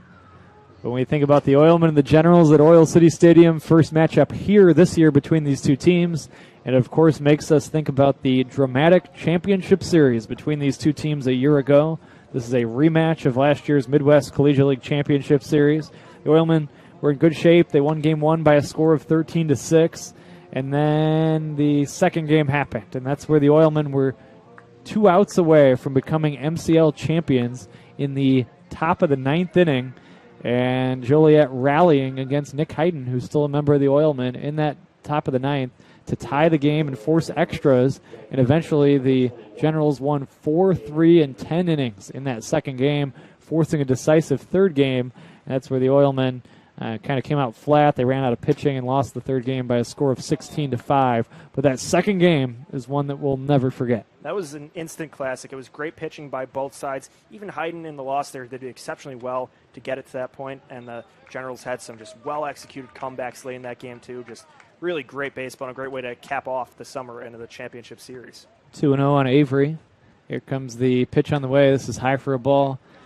During Adam Enright's 3-year absence, since his last stint as Oilman manager in 2018, the Oilmen have been to the championship series every year, but they haven't gotten over the hump and won any of those. Here's the 3-0, taken for a strike, 3-1. They lost in the championship series in 2019 to Bloomington, and here comes the 3-1 on the way, swing and a miss. Count goes full at 3-2. That was the Kevin Tyrrell season. Got to the final and lost in 2020 to the DuPage County Hounds in what proved to be their final season in the league. And they got to the championship series a year ago as well and lost to these Generals. Here's the 3-2. This is fouled back to the screen. It remains full at 3-2. That's the part about being 2 outs away that probably hurts the most, was that you were almost there. You were that close. You practically taste it, but then you had to go play another day, and just the Generals got the best of them on that day. So now Oilman playing for a little bit of revenge here. Here's a payoff pitch. This is taken high, ball 4, leadoff walk. Just the second walk allowed by Johnson. It's a good way to start this inning for the Generals, as you maybe have Johnson near the end of his outing here, trying to get his pitch count up, as you're trying to now you have the 9-hitter up, try to get the top of your order up, keep those outs at a minimum, and trying to erase this 3-run deficit. 7-4 the score in favor of the Oilmen as we play top of inning number 4. Here's Vasquez. Swings and hits a tapper back to up the middle. The shortstop fields it. Step on second one. The throw to first is a double play. Great play by Zebig, the shortstop. I thought Johnson may try to grab it with his bare hand, but he thought better of it. And then Zebig fielded it near the second base bag, stepped on the cushion for 1, and made the throw to first for the 6-3 double play. That was a smart play by Johnson to lay off there. We saw a similar play in the first inning where the ball clipped off of Pappas, so he was just wise enough to stay out of the way of that one, let his shortstop, Zebig, make the play all by himself there, step on the bag, and then throw over to first base to get 2 outs with 1 throw. Here's a bouncing ball to the left side, and this is Zebig again. The throw to first is not in time. It's an infield hit for Munoz, deep in the hole at short. The third baseman, Fumakanen, crossing over in front of Zebig, but it was Zebig who made a nice play on this, and it was a close play at first base. Munoz just barely safe. And that extends the inning with a 2-out infield single. And that was a really good play, even though he didn't get the out, by Zebig over there at shortstop. Because, think about it, you had Fumakanen crossing over there, so that was almost like a screen where you might not have been able to see where the ball was going to break, but then he was able to get the play on it, make it, and try to bounce that throw over in time. Just skipped it in there maybe a second too late to make it a close call at first base. Stellato standing in. He shows bunt. He bunts toward third. This is rolling, and it hits the base. It's a base hit. The bunt by Stellato, a beauty down the third base line. Fumakanen was a little indecisive. He didn't know whether to pick it up and try to throw to first or let it roll. And it rolled right on the line and somehow stayed fair, hitting the cushion for a base hit. Just a stroke of luck there for the Generals, as that one was able to stay in a perfect spot, rolling down the dirt. The fact that it didn't even hit the grass helped it probably speed up a little bit. Then just bouncing off the rubber there, staying in play, was big for them. Now they're mounting a rally with 2 outs. I think Fumakanen might have had a play on it. It was moving quickly toward him had he picked it up, but he chose to let it roll, and it was a very difficult decision. You can understand to make that in real time, as you don't want to pick it up. How many times do you see a guy pick it up and then it's a base hit when it may have very well veered foul? He was going on the side of caution there, and it just came back to bite him a little bit there, but it was a close play, and you're making those decisions in a split second, and he just didn't make the right one there. Letourneau takes inside for a ball. 1 ball, 1 strike. So now for Johnson and the Oilmen, you're just trying to get that third out here. Try to make sure the Generals don't mount anything up with 2 outs. As Johnson's been pitching very solid out of relief so far. 1 ball, 1 strike on Vertuno. Here's a crack toward third. Sliding stop by the third baseman, Phil McCannon. Take it to the bag, and the inning ends. 5 unassisted on the fielder's choice, and that retires the side here in the 4th. No runs, 2 hits, and 2 left for Joliet in that inning. We take it to the bottom of the 4th, 7-4 Oilmen on the Northwest Indiana Oilmen Broadcasting Network.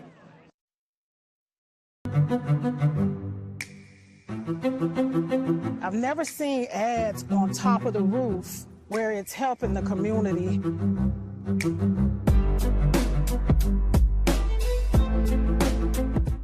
I am a success. I am the future. I am. I am. I am. I am. I am. I am. I am. I am. I am Ivy Tech Community College. Are you?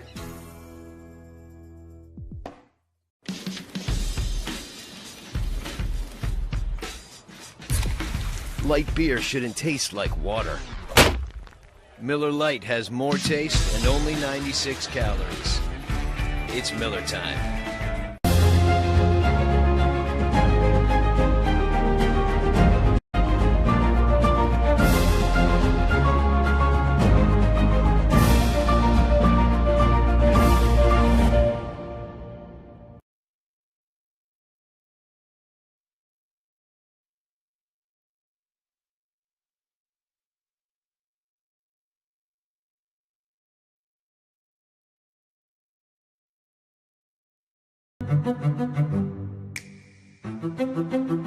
I've never seen ads on top of the roof where... Back here at beautiful Oil City Stadium where there's a new pitcher on the mound, and it's a right-hander, Nick Volmert, another returning player from last year's championship team for Joliet, is on the mound. And you can close the book on Jack Bell. He exits on the hook for the defeat here. His team spotted him a 4-run lead early, but he goes just 3 innings, allows 6 hits, 7 runs, just 2 earned runs.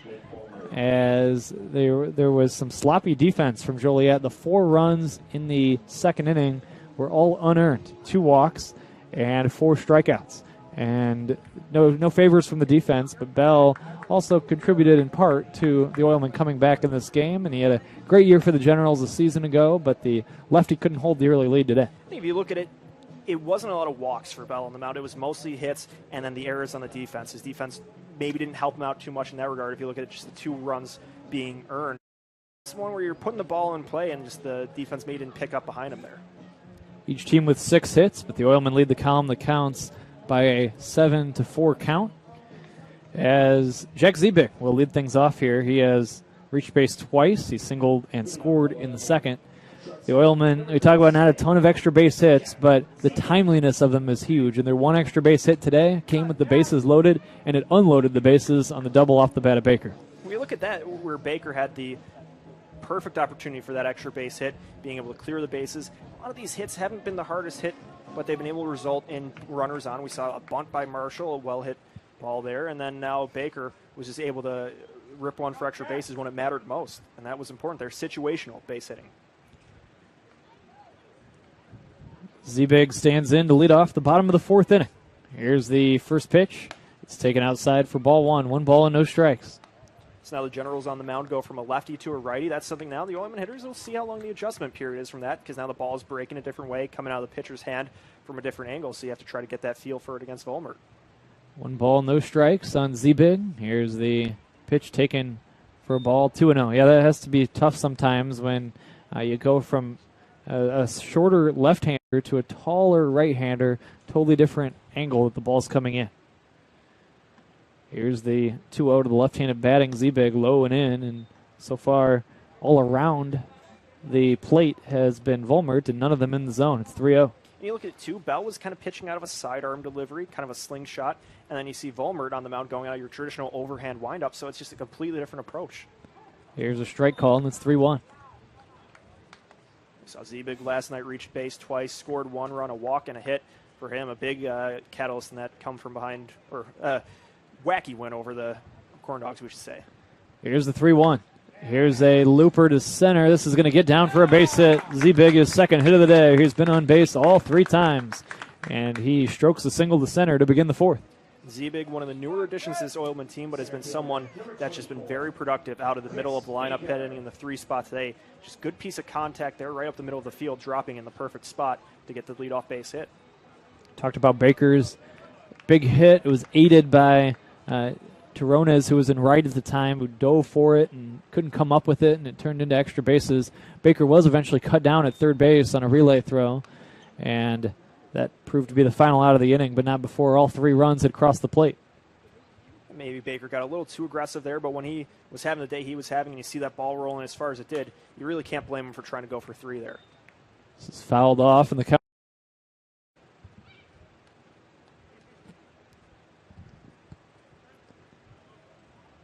Baker's been another Oilman player where he can hit out of different spots in the lineup. They've tried him in the leadoff spot. They put him in the middle of the order, and he's just productive wherever he is. It's a pickoff throw to first, no doubt. And Adam Enright goes way back with Chris Baker. He played for the Oilmen first, and then eventually transferred to Trinity Christian when Adam was an assistant coach there. Here's the 1-1. This is swung on and sent foul left side in the count 1-2. When you think of kind of classic Oilman players, Chris Baker is right up there. And Baker being productive out of different spots is good because then it makes the other players around him in the order better. It helps the players ahead of him get them around and score. It helps the batters behind him because they're most likely to have a run around base. So wherever you put him, it's going to boost those players both directly in front of and behind him. Here's the 1-2. Swing and a miss, strike 3. He's out on strikes here, and that's the first out of the 4th inning. Looked like Baker saw the curveball there, but wasn't able to catch up to it there as he was swinging a little bit ahead of it. You saw he had to go all the way down to one knee, just wasn't able to time that one up properly as the off-speed pitch from Volmer worked to perfection. Sebastian Cabeza is due next. He will step up to the plate. And it's rock and roll night here at the ballpark tonight. Here's the pitch to Cabeza, grounded toward third, and it bounces off the glove of Vasquez, too short, and then the throw to first is in time. An unbelievable play by the shortstop Munoz to recover after this ball had deflected off Vasquez, and it turns into an out at first base. It was a close play there, but credit to Munoz to stick with it there as that one popped up. He was able to get under it, throw it over in time, that he just didn't give up on the play, made it in time as he realized there was still a chance to beat Cabeza over to the bag. So Cabeza is out number 2. And that's something we didn't see in the early innings from the Generals. Weird plays like that resulted in base runners' errors, but then Munoz was able to capitalize on that one and prevent an error from going on the board and getting out. Here's a strike called on Marshall. Yeah, that play actually, the scoring would be just 6-3 if the scorer was going to give an error on the third baseman originally, or it would be 5-6-3 if there was not going to be an error charged. I know in football they practice the tip drill. I don't think that's something you practice in baseball, but Munoz executed that pretty well. So swung on and fouled back to the screen, the count 0-2. It's a hard hit ball, score kind of off the hook after the play was made, but still has to make that decision, but it'll go a lot less noticed on whether the assist or not is credited to Vasquez. 0-2 on Marshall. Going to go with 6-3 for the second out of the inning.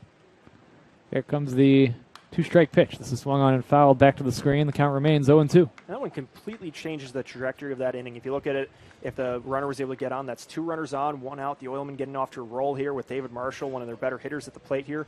But then you're able to get that second out. So even though you have the runner on second, you're putting your pitcher Volmer in a good spot here to get out of this jam as he's just been throwing strikes up here to Marshall. Zebig the lead at second. 2 outs. Here's the 2-strike pitch. This is low for a ball, 1-2.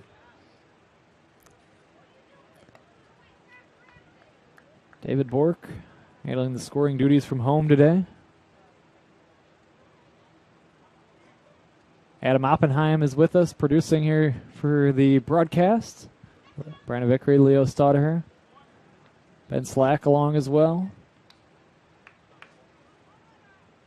1 ball and 2 strikes. Here comes the 1-2 pitch. This is swung on and smashed foul left side, and it remains 1-2. A good piece of wood on it for Marshall. And Marshall doing everything he can to not go out on strikes here against Volmer. Maybe a little late to that pitch, but he was still able to make contact with it and at least get a do-over here on at the plate. 7-4 Oilmen. Some big innings on both sides in the early going. The Oilmen have scored in every inning. They're trying to keep that going here in the bottom of this 4th. It'll require a 2-out run. 1-2 on Marshall.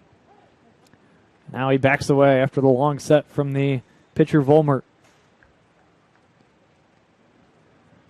These are the kind of lengthy at-bats that help against a new pitcher. You kind of get to see what his delivery is, the different stuff he could work with. Now that you have to go to a 2-strike pitch multiple times, you're seeing what his put-out moves are as well. 1-2 on Marshall. And now, time called. Caraway, the catcher, is going to go out and have a word with Volmert. Marshall's been a tough out to get all season, no matter where he's been batting at the order with a on-base percentage of about .768, so he's just been doing a good job both working walks with 8 of those this season and a few extra base hits as well. 1-2. 2 outs, 7-4 Oilmen. Here in inning number 4.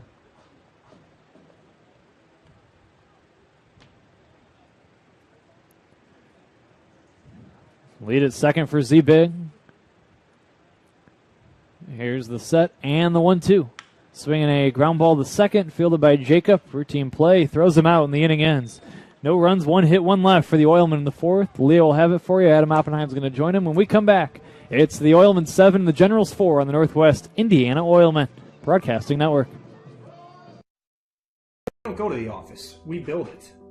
This is a truism with Ironworkers Local 395 and the Northwest Indiana Contractors Association. Our goal is to exceed our customers' expectations. We provide a skilled, OSHA-trained, drug-free workforce, as well as many other certifications from our 4-year training program. Every time you hire an iron worker from Local 395, you should feel confident that you are receiving highly trained, highly skilled, and drug-free journeymen and apprentices who take their job and your project seriously. For more information, contact us at 219-763-7900 or ironworkers395.com. You guys are crushing it. See how 8 grams of healthy protein in the Land of Frost premium meat gives you energy and keeps you full. Let's get those buns toasting, bread. Cheese, 10 more. Go. I'm getting shredded. Make the smart choice. Land of Frost premium. Back here for the top of the 5th inning, and so is Justin Johnson on the mound for the Oilmen.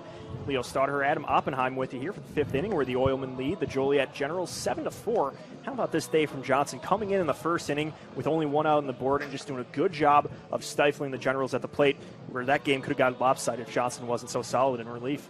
Absolutely, and you've seen him, attack Generals hitters, and he's done a good job at getting outs. And after 4 spot in the 1st, the Generals have had donuts in the last 3 and really given his team a chance to get back in this, and now they've taken the lead 7-4. Now stepping into the box for Joliet will be Deshante Caraway.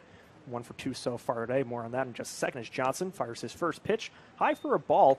Caraway, back in the 1st inning, helped the Generals get that 4th spot on the board as he had a long home run over the brick wall out in left field as Johnson spots a strike in there, evens the count up at 1. But that one was crushed off the bat, one of the longest home runs we've seen of the season so far. Yeah, absolutely. And he hit one yesterday against Crestwood. Curveball just misses for a ball there to make it 2-1. And it was a big go-ahead home run in the 7th inning. Crestwood did walk it off in the bottom of the 7th, but it was a huge hit to put them in a position to win. Caraway fouls one away, tips it away off the outside part of the plate to even the count up at 2. And we see that sometimes for the power, takes a while to come into effect as the players are getting used to the wood bats, but Caraway swinging a good bat early on so far. That's now the 2-2 pitch from Johnson. Hesitates with his windup a little bit. Swing and miss for strike 3, the off-speed pitch there. So we see Johnson goes into his windup a little bit, holds the leg up there, almost comes to a complete stop, then kicks. Kind of that slight hesitation seemed to throw Caraway off a little bit there. Yeah, and it's something we've seen in the MLB a little more with the trying to throw the hitter's timing off, and he did it there, and it looked like it fooled Caraway as well. Now we see him out of the windup again. No hesitation there. First pitch misses for a ball against C.J. Chirones, or this will be Michael Gould at the plate for Joliet. Chirones was subbed out. Gould cracks this one out to left field. This one towards the wall. We see Clark unable to get under that one. That hits the wall, rolls to the track. That'll be a stand-up double for Gould in his first at-bat of the day. Yeah, and Gould coming as a substitution today, usually a starter, and hits in the first spot for Joe Silva's ball club. And trying to get this offense started up again. They really haven't got to where they were in the 1st inning. And a lot of it's due to the location of the Oilmen's pitchers. That gives Joliet their 7th hit of the evening. Now Grant Swick comes to the box here. He has a walk and a single so far today. But now Joliet trying to threaten here against Johnson. Solid in relief, but could potentially be near the end of his outing. Johnson looks over at second base, fires out of the stretch. Curveball misses for ball 1 to Swick. And the Generals get a hit there, and we'll see if they can continue that. They've had some rallies stall out in recent days. We'll see if they can push through to give their shot a team to win this one, still early on. He cracks that one right back up at Johnson. That bounces off his bare hand. He recovers, throws over to first base in time. Gould advances over to third base, but that one, a 1-3 ground out there by Johnson. I really didn't think Johnson needed to use his bare hand there, but he thought otherwise, but he knocked it down and made a great play and threw it over to first for the second out. Because that's a scary play, too. Sticking the bare hand out there at a liner coming back up. You worry about maybe jamming a finger or getting a bruise on that throwing hand, as we see the Oilman a little concerned about him, but he will appear to stay up there on the rubber and continue to work through here. So there'll be a runner on third base, 2 outs here. Christian Jacob, the second baseman for the Generals, comes to the box. First pitch from Johnson, high for ball 1. Jacob hit into a fielder's choice, reached first base on that in the first inning, and then struck out in the third. Now he box for the third time this evening. 1-0 pitch from Johnson, swing and miss for strike 1.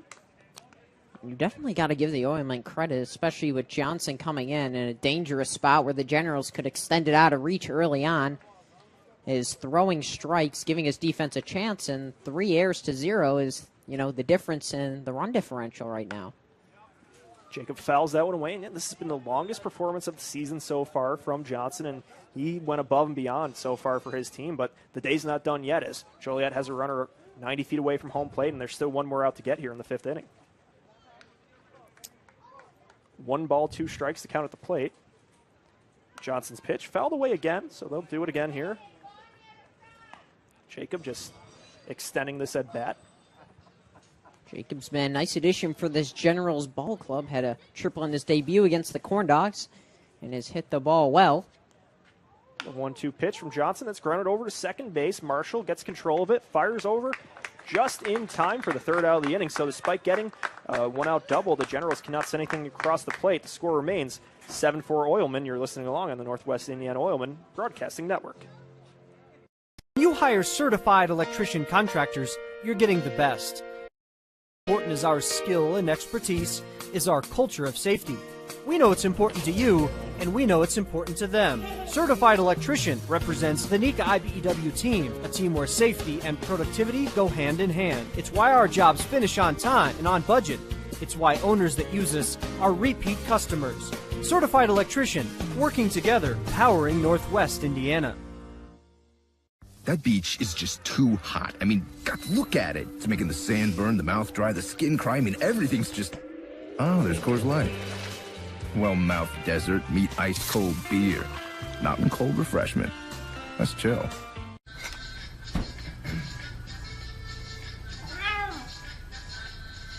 You didn't do anything wrong. You just didn't know Miller Lite has more taste and only 1 more calorie than Michelob Ultra. Now, you do. It'll be Famacanon, Curcio, and Rimkus to lead things off for the Oilmen here in the bottom of the 5th inning. They still lead 7-4. Joliet looked like they were in a position to threaten there with the leadoff or the 1-out double from Gould there, but some good defense by the Oilmen was able to minimize that threat, and now their bats come up here trying to extend their lead.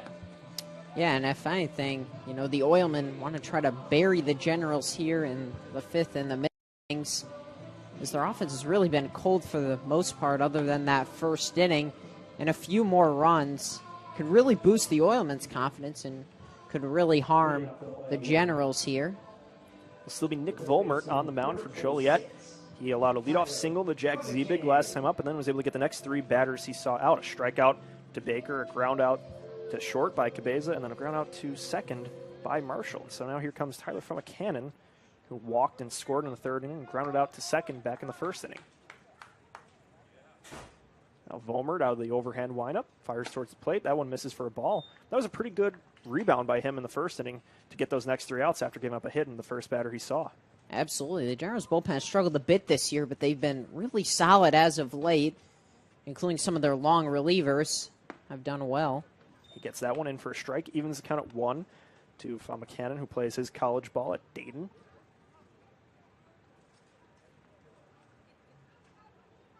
He's played a variety of defensive positions. He's playing third base tonight, but we've seen him at second and short also, I believe, as a swing and miss there. Makes it a 1-2 count. And the main thing Joe Silva always preaches is throwing strikes. You know, a lot of the Generals pitchers have a lot of velocity on their pitches, but the main thing is getting it over the plate and giving your defense a chance to feel the ball. Volmert spikes that 1-2 pitch. It bounces off the catcher. Caraway behind the plate, and Famacanon tried to catch the ball as it came down and missed it, and it sounded like some players from the Oilmen dugout were letting him hear it for that. But that's something about velocity. If you can throw, you know, in the mid to upper 90s, that's good, but if you can't locate it for strikes, that's still a problem. So you might have to take some of the miles per hour off that if you can locate it more accurately. So here comes the 2-2 pitch. One up high for ball 3, so we'll go full here. Yeah, and you see it at all levels of baseball. You know, there's a lot of hard pitchers. You know, you have your Aroldis Chapmans who can really throw it hard, but they struggle with walks. And even the people who don't throw as hard at the usual level can still succeed just as much. Famacanon fouls that one away, so we'll do the 3-2 count again over. Yeah, there's something to be said about that for being able to throw accurately, and that's something we saw from last night's pitcher, Matt Lolito, that he was able to locate a good fastball for strikes that really helped him mow down the corn dog batters. So now the payoff pitch here from Volmert to Famacanon. One cracked back up the middle of the diamond. This goes over to Munoz at short. He throws over in time for the out there. A good put out there, as that was a close call at first base, but he was able to get it. Nice play there. Another error. And really, Munoz had a lot more time than he thought he did. But he makes the out either way, and a big first out for Volmert. We've seen Munoz make some big plays in back-to-back innings. That's something to be said, too. When your defense struggles early, the fact that they were able to bounce back in and was not letting this unravel them.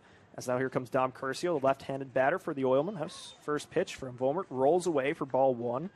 Curcio reached on an error in the second inning, an error by Munoz at short, and then bunted his way, or singled his way on base back in the third inning and drove in a run there, too, along the left field line. So here comes the 1-0 pitch. High for ball 2. And Munoz has really played all over for Joliet. Played some shortstop with Bryce Vincent out today. He's played some third base and start off at second base, and he's hit in the 9-hole and also leading off today. It's a good trait to be able to play all over the diamond as the 2-0 pitch from Volmert. This one chopped over to right field line. That one will be foul for a strike there. That one just barely in the foul territory there. That could have been dangerous if it landed fairly, as it was nearing the line and took a good roll after hitting the grass. And that's the danger of getting down in a count if you're a pitcher, is the hitter's most likely going to know what's coming. That ball was just foul. Would have been probably extra bases. So now the count goes to 2-1, one out here in the bottom of the 5th inning. Score remains 7-4, Northwest Indiana. 2-1 pitch from Volmert. Fouled away. This one back on the concourse here. So it'll even things up at 2.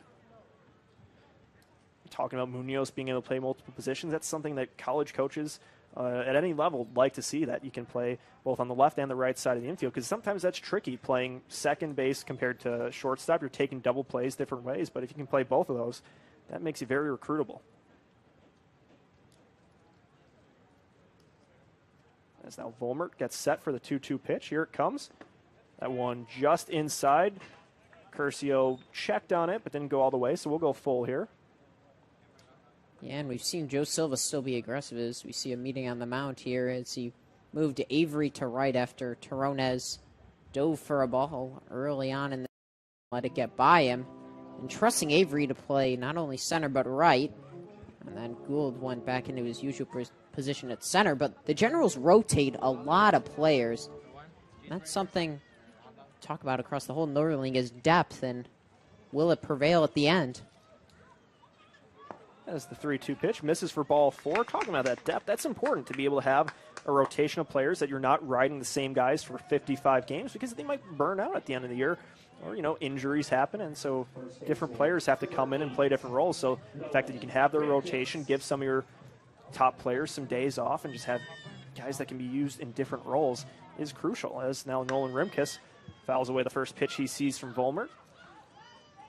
So with one out, the Oilmen have a base runner on after Curcio was able to work that walk. Now Rimkus singled and came around and scored back in the second inning, and then had a sacrifice or a fly out that scored a run back in the third. Does not connect with that 0-1 offering, and the throw over to first base does not come in time, so that'll be a strike. So he goes down 0-2 here. It's a good fastball high in the zone. Got him swinging and missing. We've seen Carey behind be very aggressive in the past few games with Jimmy Cisneros out. He's really taken on that role and picked off a couple runners as well as catching some stealing. Now Volmert out of the stretch, misses for ball 1 there. That was a good pickoff move as he popped up quickly and threw over to first base.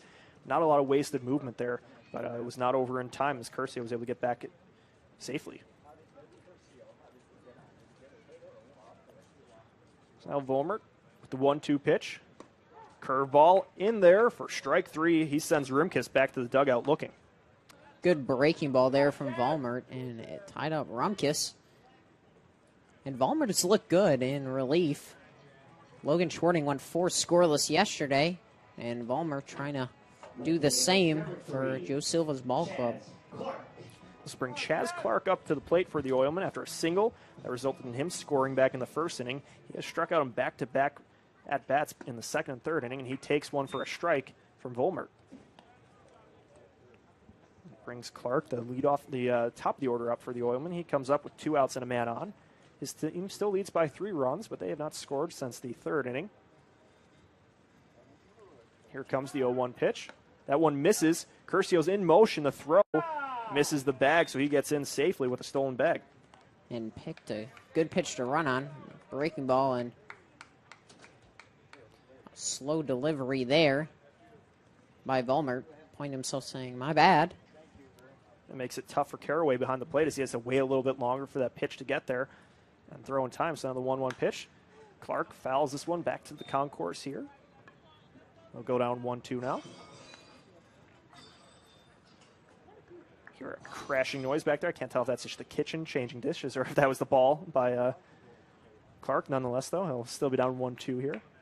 Thought maybe that was some PA music to fire up the crowd, but I'm not sure what that was, or if the crowd could even, or if the listeners could even hear that. Pointless by us if they couldn't, as Clark flares this one out to left field. That one drops. Curcio's going to round the corner as the ball pops out of the hand of Stellato, so that'll be a run scored for the Oilmen. And they'll extend their lead with 2 outs here.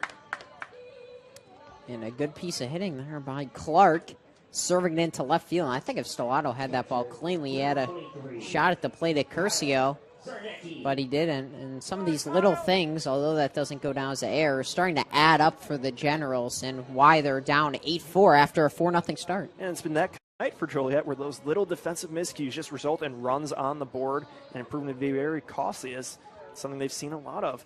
As now Kyle Zarnacki comes to the plate here with 1 man out and 2 outs. His team now up 8-4. He offers at the first pitch he sees from Volmert and misses for strike 1. Big swing there, but a good pitch there by Volmert results in the strike. And if some of you are just tuning in, you might say, how the Oilmen score 8 runs? And it really hasn't been because of bad Joliet pitching. They've thrown strikes for the most part of this game, which is the #1 thing for the Generals. As Volmert floats a ball in there to even things up at 1. And yeah, it's been something where the Oilmen are putting the ball in play, and it's been the defense that has came back to hurt them, not doing the pitchers any favor. And we talked about on this broadcast a lot that if you just put the ball in play, that's a good recipe for success in this league rather than trying to pitch around and get batters chasing, because at least it means you're throwing strikes as Zarnacki fouls that one away. But that's not been a great strategy for Joliet so far tonight. Yeah, and pitching one of their best starters in Jack Bell, and didn't get a ton of help from the defense like Leo mentioned. But you kind of just got to shake it off as a pitcher, which he did, and still ended with quite a few strikeouts, but not the performance that he had the first 2 games of the season. You look at it, 2 runs earned out of 7. That's a tough one to walk away from, but he wasn't maybe able to go as deep in the game as he would have wanted to either, as Vormer getting ready for the 1-2. The Oilman catcher tonight has also played third base, and he checks on that one. Did he go all the way? He did. They're going to say he did. So that'll be strike 3, and that'll end the inning. So the Oilmen get 2 on, send 1 across the plate, make the score 8-4. Brandon will be back with the call when we come back on the Northwest Indiana Oilmen Broadcasting Network. We don't go to the office, we build it. This is a truism with Ironworkers Local 395 and the Northwest Indiana Contractors Association. Our goal is to exceed our customers' expectations. We provide a skilled, OSHA-trained, drug-free workforce, as well as many other certifications from our 4-year training program. Every time you hire an iron worker from Local 395, you should feel confident that you are receiving highly trained, highly skilled, and drug-free journeymen and apprentices who take their job and your project seriously. For more information, contact us at 219-763-7900 or ironworkers395.com. You guys are crushing it. See how 8 grams of healthy protein in Land of Frost premium meat gives you energy and keeps you full. Let's get those buns toasting, bread. Cheese, 10. I'm getting shredded. Make the smart choice. Land of Frost Premium. Back here at Oil City Stadium with Leo Staudaher, Brandon Vickery back with you. Adam Oppenheim, Ben Slack are working alongside. David Bork is working remotely and handling all the scoring duties today. Actually had an issue here with the roster, so we beg your pardon. We said it was Johnson pitching for the Oilmen. C.J. Burdak has been the Oilman on the mound here, and he's back out for another inning of work. What a game he has had, so we want to make sure we give him credit for this, as Burdak came in and has thrown 4 2/3 innings, 5 hits, no runs, 2 walks, and 4 strikeouts, and he's still working here, Leo. And that's been huge for him coming out of relief. When you have to go to your bullpen in the first inning, you sometimes think that this is going to be a day where you work a lot of pitchers. But the fact that now Burdak's been able to get it to the 6th inning here, still on the same guy he started with, almost the way a team uses an opener, that's been what they've been able to do here, and that's been able to save some arms. I know they have a well-staffed bench today, but still the fact that you don't maybe have to go to your bullpen until the 7th inning could be huge for them. The other oddity of this is we talked about Pappas's father as a former big leader. Burdak's father is a former big leader, Tim Burdak, who was a left-hander. He actually remember that he had pitched for the Railcats here locally and then went on to make the big leagues after that. I think he had pitched in the big leagues some before that as well. He was in the big leagues for quite some time. But CJ delivers here. This pitch is cracked to left. It's going to be a base. This pitch of the frame for Jalen Avery. And there's a runner on base here to begin the 6th inning with the Oilmen leading Joliet by a score of 8-4. And Avery didn't waste much time there to get Joliet their 8th hit of the ball. They've been putting the ball in play pretty well tonight, but something we've seen a lot of this season. The Oilmen pitching, doing a good job with runners on base with 8 hits on the board here, but only 4 runs across the plate. That's something you can take a little bit of stock in, as those runs mostly came courtesy of the walks. Here's Burdak's pitch. It's a strike call, check swing, and the pitch was in the zone nonetheless, and the count 0-1. Fastball, change, curve, slider, and a knuckleball for C.J. Burdak. Trusts his breaking stuff, he says. Good pitch selection. Here's a strike called. It's 0-2. You don't see too many straight-up knuckleballs anymore. You see a lot of players work it into the knuckle curve. But that's a good pitch to have in your arsenal because it's something that's very unpredictable as a hitter. No balls and 2 strikes on Vasquez. Here's a pickoff throw to first. Always has to be unique to be, baseball runs in a lot of families, but it's especially unique when you're learning how to pitch from someone who pitched in the big leagues and happens to be your father. There could be a lot of resources, too. If you don't maybe trust Dad for advice, you could go to Dad's friends or some coaches that your dad worked with. Just a plethora of knowledge there. Here's a rip foul out of play in the count 0-2. But good to have C.J. Burdak with the Oilmen. What an outing he's had today, and he has a chance to be the winning pitcher here tonight. Just really going above and beyond what you could have asked for him to do in the first inning, and still working here as we get to the 6th. His Oilman debut, headed at Iowa Central College, JUCO route, 1 ball, 2 strikes, a native of Homer Glen, 5'11", right-hander.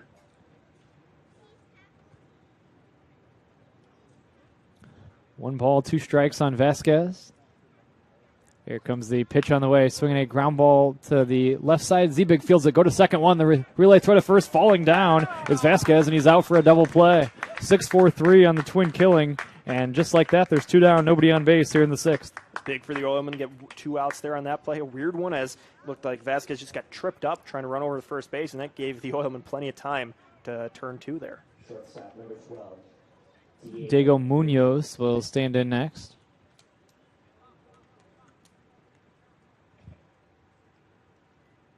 8-4 the score in favor of the Oilmen here in inning number 6.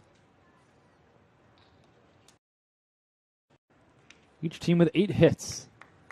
Just about ready to hit the 9 o'clock hour. Happy to have you with us on the Oilmen Broadcasting Network. Here's a strike and the count 0-1. We're on AM 1230 WJOB. We're on JED TV, Region Sports. Wherever you may have found us, we're glad you did. Here's the 0-1. This is high for a ball. 1-1. How about a summer Friday night at the ballpark? And rock and roll night, no less. The Oilmen have been rocking and rolling through this Generals lineup here, off to an 8-4 start so far. And we were in jeopardy of the weather early on, but it's resulted in a pretty clear night for baseball. Ball 2, 2 balls and a strike. Do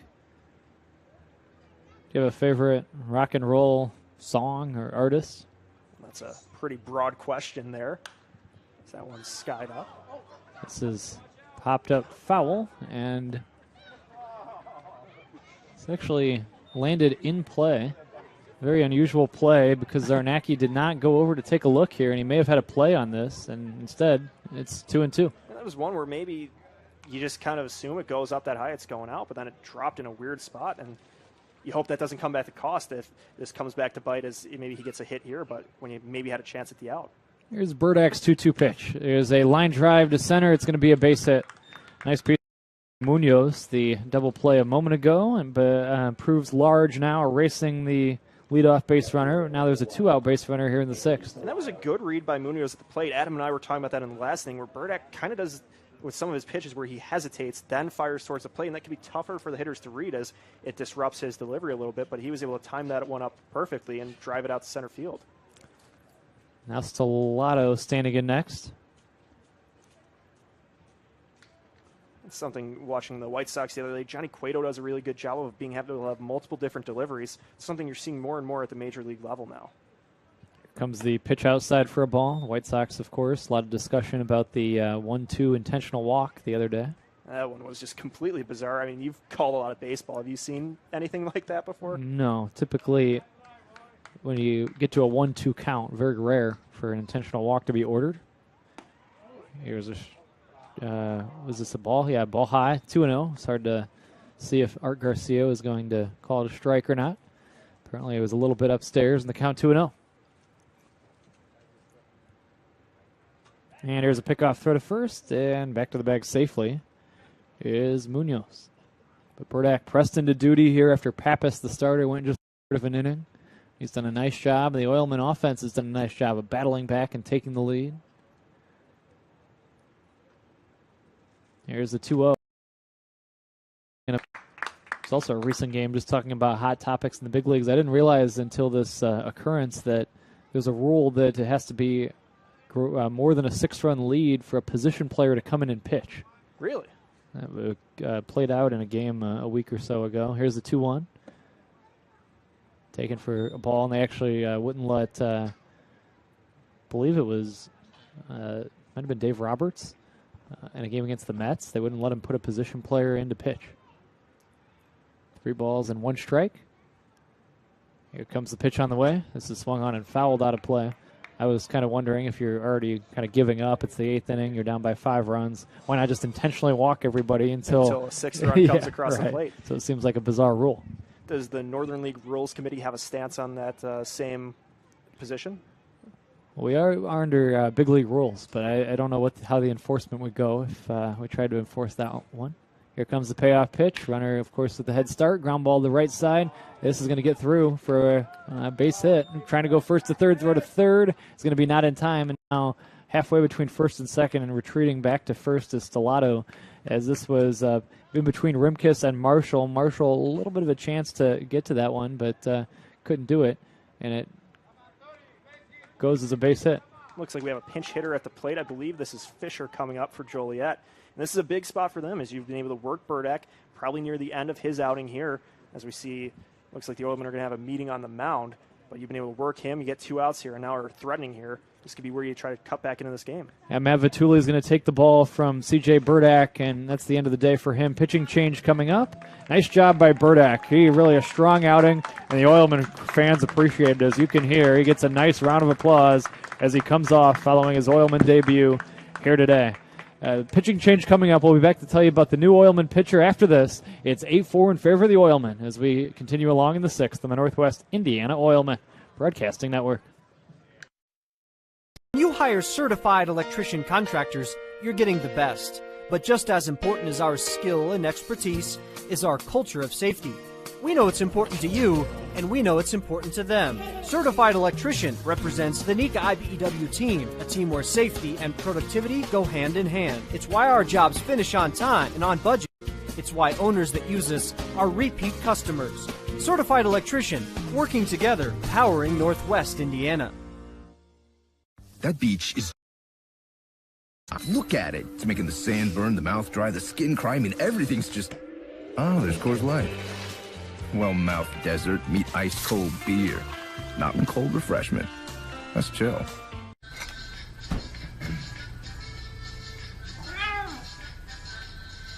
You didn't do anything wrong. You just didn't know Miller Lite has more taste and only 1 more calorie than Michelob Ultra. Now, you do.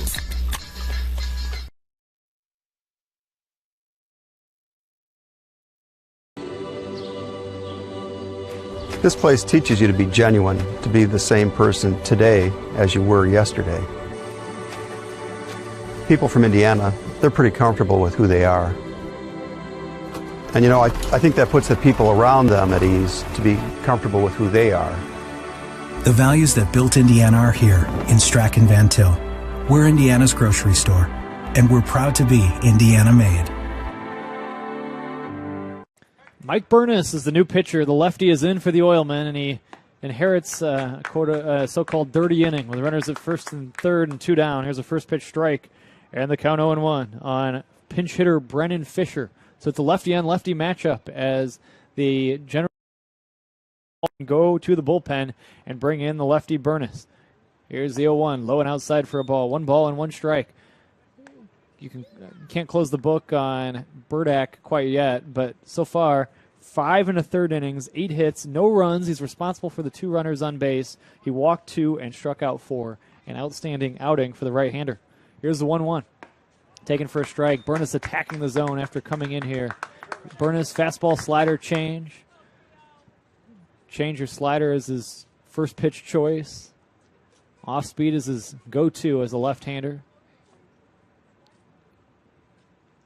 To work on commanding his fastball and getting ahead with the fastball to keep hitters off balance. Here's a crack foul right side, and the count 1-2. It's a tough spot to come into as you have runners on the corners, 2 outs here.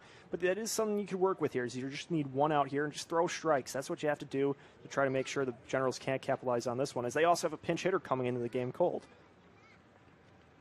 Lefty on lefty, runners at first and third, 8-4 in favor of the Oilmen as we are in the top of the 6th inning here at Oil City Stadium. Here comes the 1-2. This is taken for strike 3 call. Caught looking is Fisher. Great job by Burness as he comes in and he catches Fisher looking.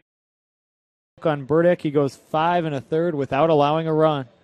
We have played now 5.5 innings. It remains Oilmen 8 and the Generals 4 in the Northwest Indiana Oilmen Broadcasting Network.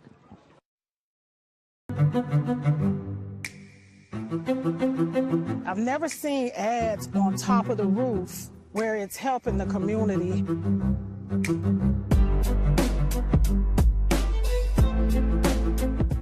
I am a success. I am the future. I am. I am. I am. I am. I am. I am. I am. I am. I am Ivy Tech Community College. Are you?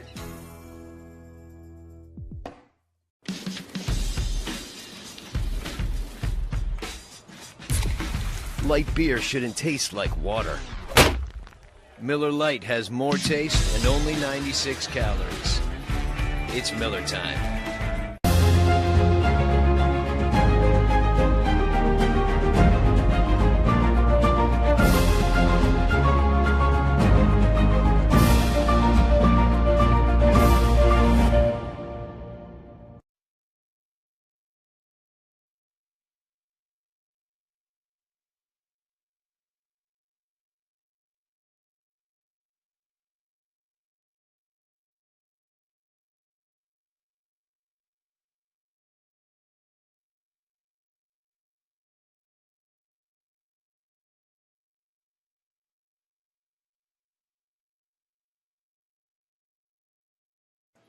Back at Oil City Stadium where there's a new pitcher on the mound, and it's a right-hander. Evan Ryan is in to pitch for Joliet. Final line on Nick Volmert. He goes 2 innings, 2 hits, 1 run. It was an earned run. He walked 1 and struck out 3. And now Evan Ryan is on to work for the Joliet Generals, who trail the Oilmen by a score of 8-4 here in the last of inning number 6. Oilmen trying to continue to tack on. They know that leads can be precarious. You got a nice job out of Burdak and long relief that helped you stay in the game. You rallied. You capitalized on some sloppy defense. The Generals have kind of calmed things down defensively, but early in the game they were sloppy defensively. You capitalized on that and come from behind. You feel pretty good right now. We'd love to keep scoring. And if we've seen anything this season, it's that a lead in the 6th inning might not be safe. There's still a lot of game left to be played here, as even Joliet got to a pretty good threat there in the last inning, a position where they could have maybe scored there. So you want to make sure you keep distancing your Joliet team here. Yeah, the Oilmen were out-hit, and they won last night. They're being out-hit and winning tonight, being out-hit 10-8. Here's a ball sent the other way down the left field line. This is foul. I thought it had a chance to stay fair off the bat of Zebig, but it curled foul, and it's 0-1. Especially big spot of the Oilmen getting out of that jam last time up in the top of the 6th inning with runners on the corners. Brennan Fisher, one of the top hitters in the Joliet lineup, coming up in the pinch hitting role, being able to get him out and not have to worry about this lead being less than it could have been. No balls and a strike on Zebig. 8-4 in favor of the Oilmen.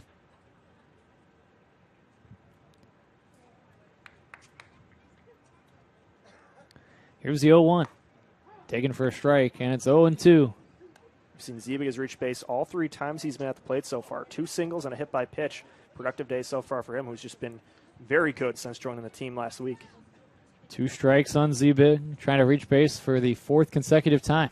And he lifts this one foul over near the grassy berm area, and it's kept in by the protective netting, and then it rolls into the visiting bullpen, and it remains 0-2.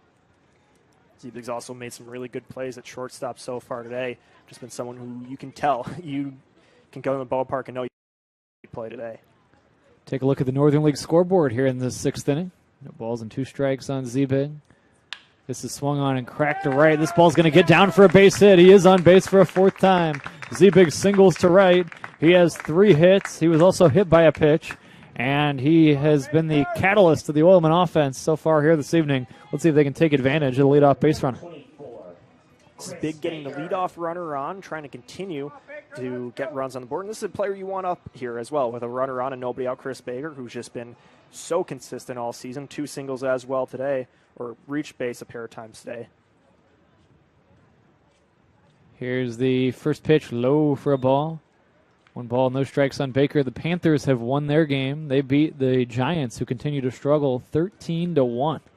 The Giants now at 1-6-1 on the season, and Crestwood ups its record to 9-5. They've been very good so far this year. Crestwood certainly off to a really good start here. Some really good pitching as well to carry them as far as we saw earlier this week. Ball 2-2-0, and Lake County trying to get back in the win column. They've now lost back-to-back games, but they lead Southland in the 6th inning by a score of 8-4 over at Legacy Fields in Crown Point.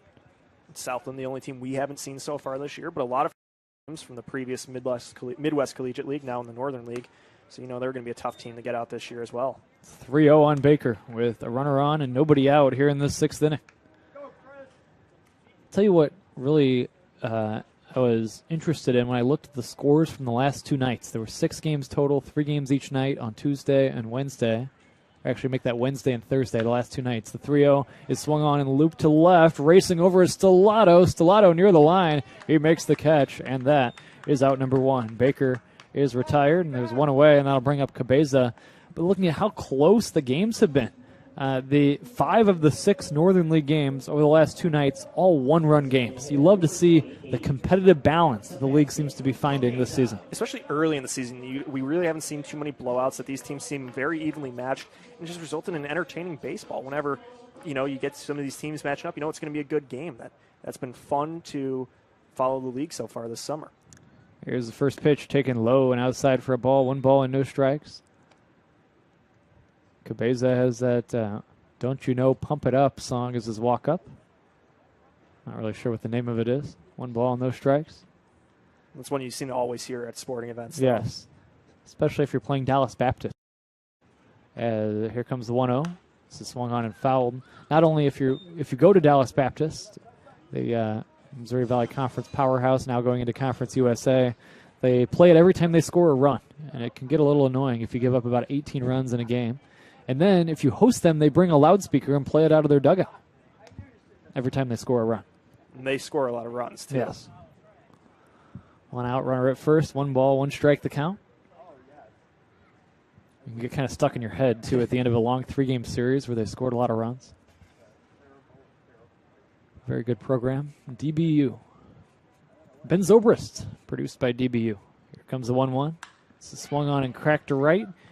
Avery is underneath it, and the right-handed right fielder gloves it for the second out of the 6th inning. Sober's nephew also plays there. I remember that from a couple games I called this spring. His exact name escapes me, but I remember reading that in the media notes. But sure, that helped with the recruiting process. Well, also, I think that his nephew is the son of the head coach because the head coach is his brother-in-law. Ah, that must have really helped with the recruiting process then. Marshall will stand in next. Yeah, that always helps. Yeah. Official visit had to be kind of weird then. Those recruiting battles for your own son are always interesting.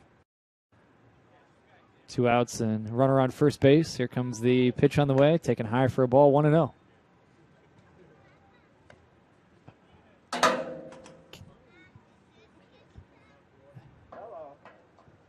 One ball, no strikes. We saw Marshall laid on a really good bunt back in the 3rd inning with 2 outs here. That's probably not a possibility, but he's good at hitting with runners on base, as we still have Z-Big on first. 2 balls, no strikes on Marshall. 2 outs here. Yeah, good to see the competitive balance in the Northern League so far this season. 2-0. These two teams were in the championship series a year ago, but both have struggled out of the gate. And the 2-0, low for a ball. I mean, we talked about the Oilmen at 5-6, not feeling great about where they are. And the Generals, a similar story record-wise at 4-6. And talking about how competitive the league is, that's going to make it hard to make up ground. So you don't want to fall too far behind here early in the season while you're still waiting to get your team to full strength, because if every night's going to be a tough fight, it's going to be hard to make up these big deficits in the standings. This is low for ball 4. A walk to Marshall, and now runners at first and second with 2 down. Good job by Marshall there to work the walk with 2 outs, continue to extend this inning for the Oilmen, as he was a little bit behind in that at bat, but was able just to lay off some good pitches and get the walk. And Foma Cannon will bat.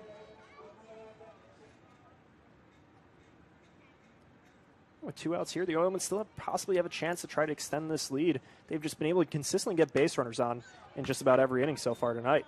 Swinging a foul. Good to see. Consistent runners on base. You produce a lot of opportunities. You get guys on base early in innings, and you do that often throughout the game. You're going to score some runs, and they've scored 8 of them tonight. Because it feels like there's been a few games this season where the Oilmen just have one big inning and don't have much production otherwise. But tonight, it's just been, even when they aren't scoring, they're still getting runners on base, and that's a good recipe for successes. There's only one inning where they haven't put at least 1 run on the board so far tonight.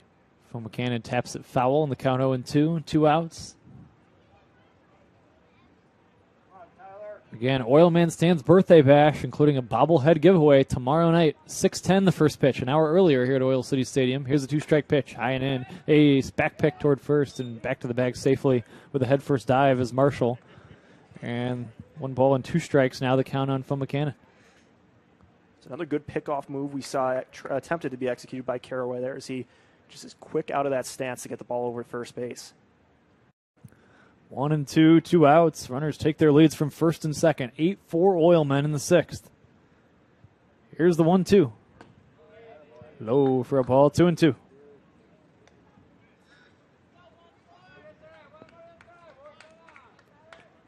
Two balls, 2 strikes, 2 outs, and 2 on. Deuces are wild here in the 6th inning at Oil City Stadium. Here's the pitch from Ryan. Swing and a miss. And that is strike 3. The inning ends, and weren't sure if he fouled it into the mid or if he just swung and missed. But either way, Foma Cannon is out on strikes, and the side is retired. No runs, 1 hit, 2 left for the Oilmen in the 6th. On to the 7th, 8-4 Oilmen on the Northwest Indiana Oilmen Broadcasting Network. We don't go to the office, we build it. This is a truism with Ironworkers Local 395 and the Northwest Indiana Contractors Association. Our goal is to exceed our customers' expectations. We provide a skilled, OSHA-trained, drug-free workforce, as well as many other certifications from our 4-year training program. Every time you hire an iron worker from Local 395, you should feel confident that you are receiving highly skilled and drug-free journeymen and apprentices who take their job and your project seriously. For more information, contact us at 219-763-7900 or ironworkers395.com. You guys are crushing it. See how 8 grams of healthy protein in Land of Frost premium meat gives you energy and keeps you full. Let's get those buns toasted, bread. Cheese, 10 more. Go. I'm getting shredded. Make the smart choice. Land of Frost Premium.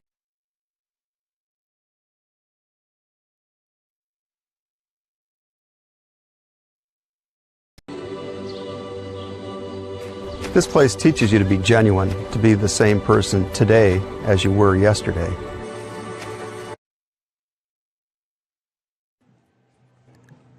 Seventh inning at Oil City Stadium, Oilmen 8 and the Generals 4. As we take it to inning number 7, it'll be Mike Burness out for another inning of work. We saw Burness a little bit a year ago, and the left-hander with a good start to his day, Leo, as he came in and struck out Fisher looking in a big at-bat to end the 6th inning. That's tough for pitchers to come in innings where you have to get work done.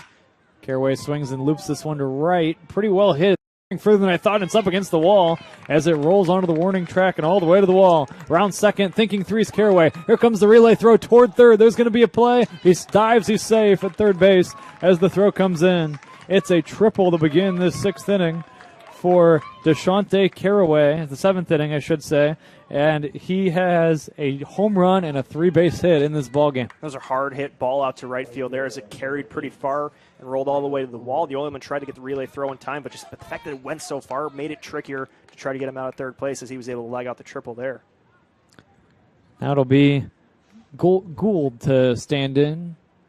Gould, the right-handed batter, takes the pitch low, blocked by Zarnacki. We were talking about Burness coming in and getting a big strikeout a moment ago. Yeah, it's tough to come in sometimes at spots with runners on the corners, high leverage situation, but Burness was able to de-escalate the tension there, get the strikeout, and then be able to get out of that inning with no runs scored. But now he finds himself in a tough spot working out of the clean inning. Here's a cracked left center. This is going to get down for a base hit, and a run's going to come in and score. This is going to be picked up in deep left center by Baker, and it's a standing 2-bagger for Gould. Back-to-back extra base hits begin the 7th inning, and the Generals have life. They have moved to within 3 at 8-5 here in the 7th. A couple of really good hard hits by the Generals, putting both of them in the gaps. So those are spots where once the ball drops, you still have time to get out and run. So just good extra base hits for the Generals as they're chasing a lot, but are chipping back in pretty quick. Grant Swick will stand in next. 1 for 2, walk, single, ground out. Here's a crack foul, and he broke his bat. He's going to need a new piece of lumber to continue this plate appearance. Just was chopped that one in near the hands, and that was one expensive foul ball for Swick. Get a new piece of wood here as he gets set to dig back in and try to continue what has been a good start to this inning against Burness for the Joliet Generals. Oilmen lead 8-5. Joliet scored 4 in the top of the first. The Oilmen with 1 in the bottom of the first, 4 in the second, 2 in the third, and 1 in the fifth. This is low and in for a ball. That run a moment ago, Leo, the first General run since the first inning. I think that speaks about what a good day we saw from Burdak on the mound, just putting a lot of zeros on the board, and the Generals now not going down quietly, though, being able to find some life here in the back third of this game. 1-1 low and outside, 2-1.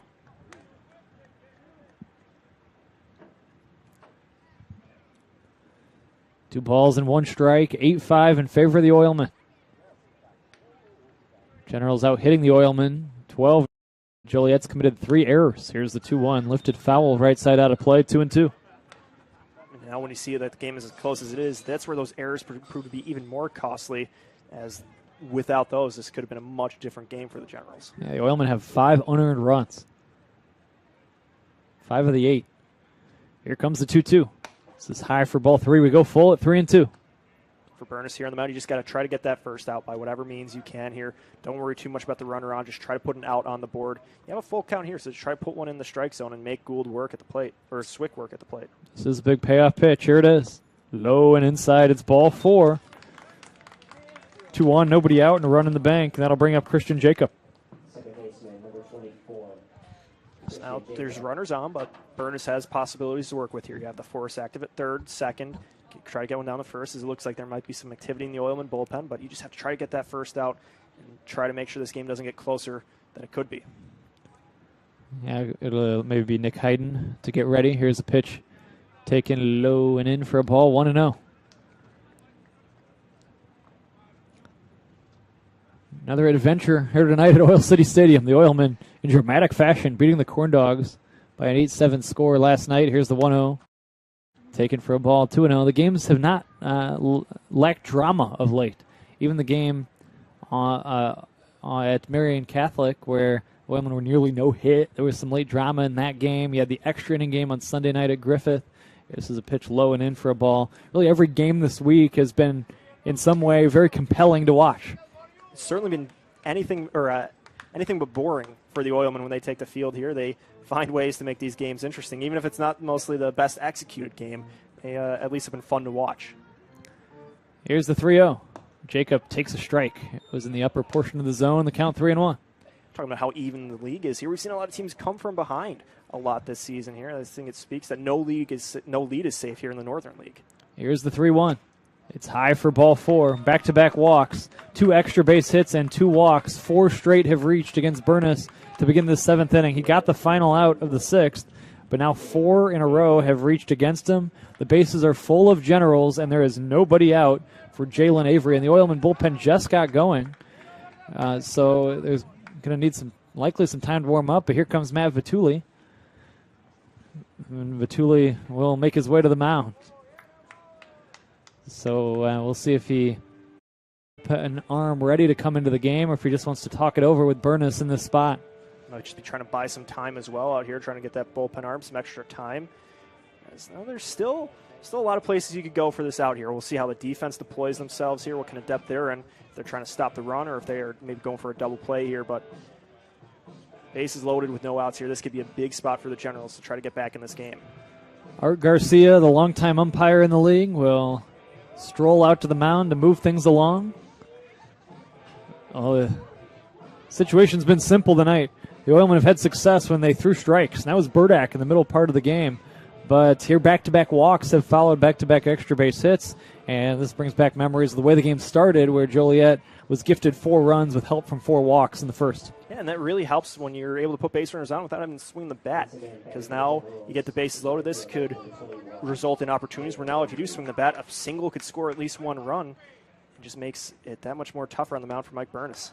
Here's a strike called on Avery in the count 0-1. 8-5 Oilmen. We are in the 7th inning, but the lead a precarious one as Generals are leading from all 3 bases.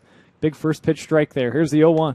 High and tight for a ball. 1 ball, 1 strike on Avery. Getting that first pitch strike was huge for Burness, though. Just being able to put yourself in a little bit of an advantage here. We always want to see 2 of the first 3 for strikes, and that's what he was able to try to do here in this at-bat.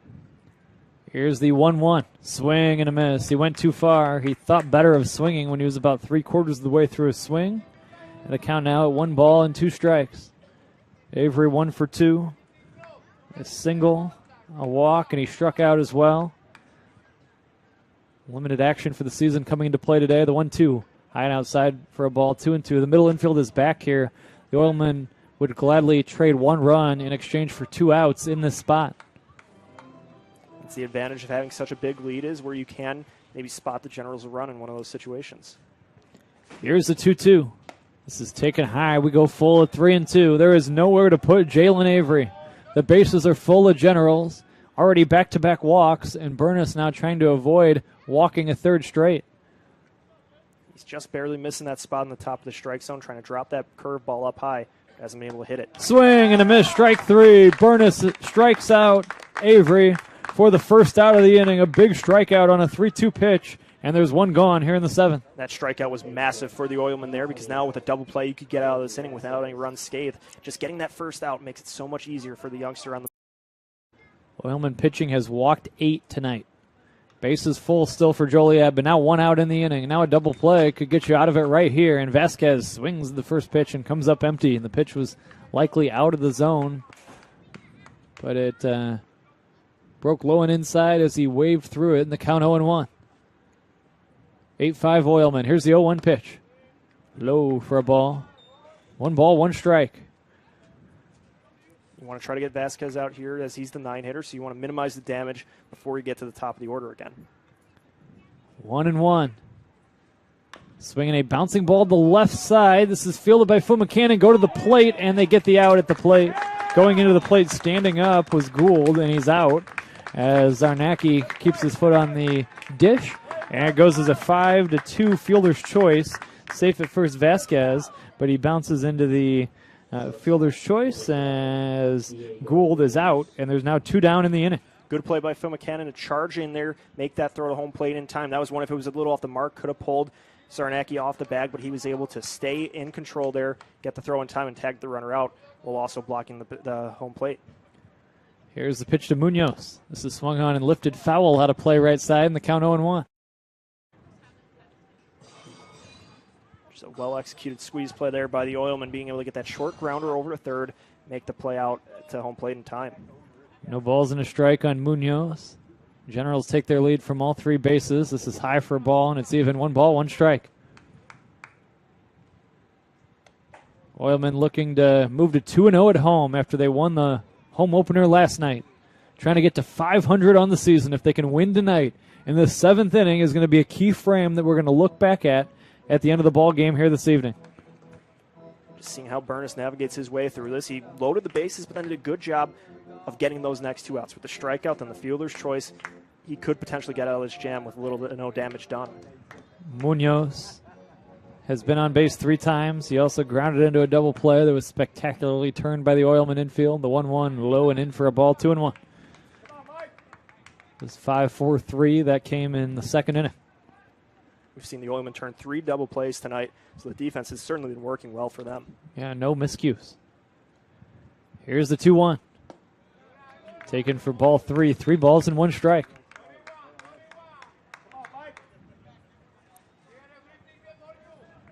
Burness has back-to-back outs, but now he has to throw a strike on this 3-1 pitch with 2 down and the base is full. It's taken high and outside, and it forces in a run. A bases-loaded walk to Munoz is the 3rd walk of the inning. It's the 9th walk of the game issued by Oilmen pitching.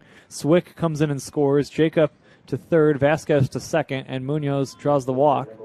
And now Stellato will stand in with 2 gone and the base is full. It is lefty on lefty, and it appears Burness is going to stay in the game here to face Stellato. And Stellato's been another general batter that's been tough to get out tonight as he's reached base 3 times in 4 plate appearances.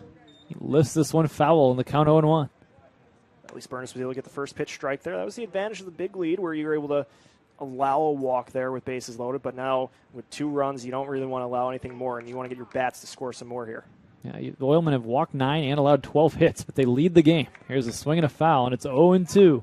Now Burness 1 strike away from minimizing the damage to 2 runs in the 7th inning. Meanwhile, Stellato, if he can notch his 3rd hit of the game right here, could tie the game. The tying run in scoring position. 8-6 Oilmen in the 7th. Here's the 0-2. It's a line drive foul onto the grassy berm. No balls and 2 strikes. This is big for Burness to get the advantage in this count, being up 0-2. Now he has the upper hand here, trying to just get the out here, send the Generals back to the dugout. 2 outs and 2 strikes. Bases full of Generals. Stellato standing in. Here's the pitch to him. It's swung on and looped to shallow right center. This is going to tie the game. 1 run in. Vasquez around 3rd. He scores. The throw is cut off. Advancing first to 3rd on the play, Munoz. It's a run-scoring single. In fact, a 2-run single for Stellato. He has his 3rd hit of the game. He is on base for the 4th time in the ball game, and the Generals have come from behind with 4 in the 7th inning, and it's now an 8-8 tie here at Oil City Stadium. General Bats just doing a really good job putting that 4 spot on the board. The first time they've scored since the 1st inning, and just capitalizing on some early wildness from Burness.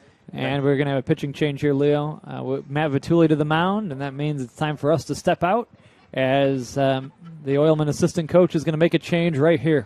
So we will tell you about the new Oilman pitcher after this as the inning continues. Now the Oilmen are just hoping to get out of this tied. It's an 8-8 tie in the 7th on the Northwest Indiana Oilmen Broadcasting Network.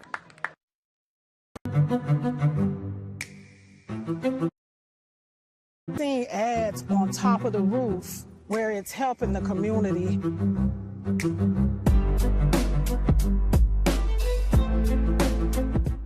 I am a success. I am the future. I am. I am. I am. I am. I am. I am. I am. I am. I am Ivy Tech Community College. Are you?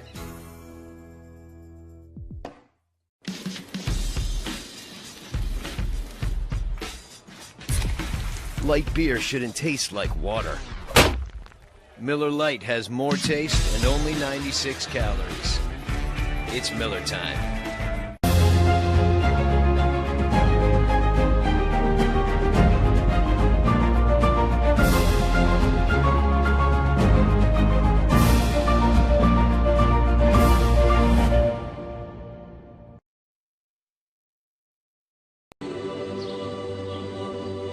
This place teaches you to be genuine, to be the same person today as you were yesterday. People from Indiana, they're pretty comfortable with who they are. And you know, I think that puts the people around them at ease to be comfortable with who they are. The values that Van Til. We're Indiana's grocery store, and we're proud to be Indiana made.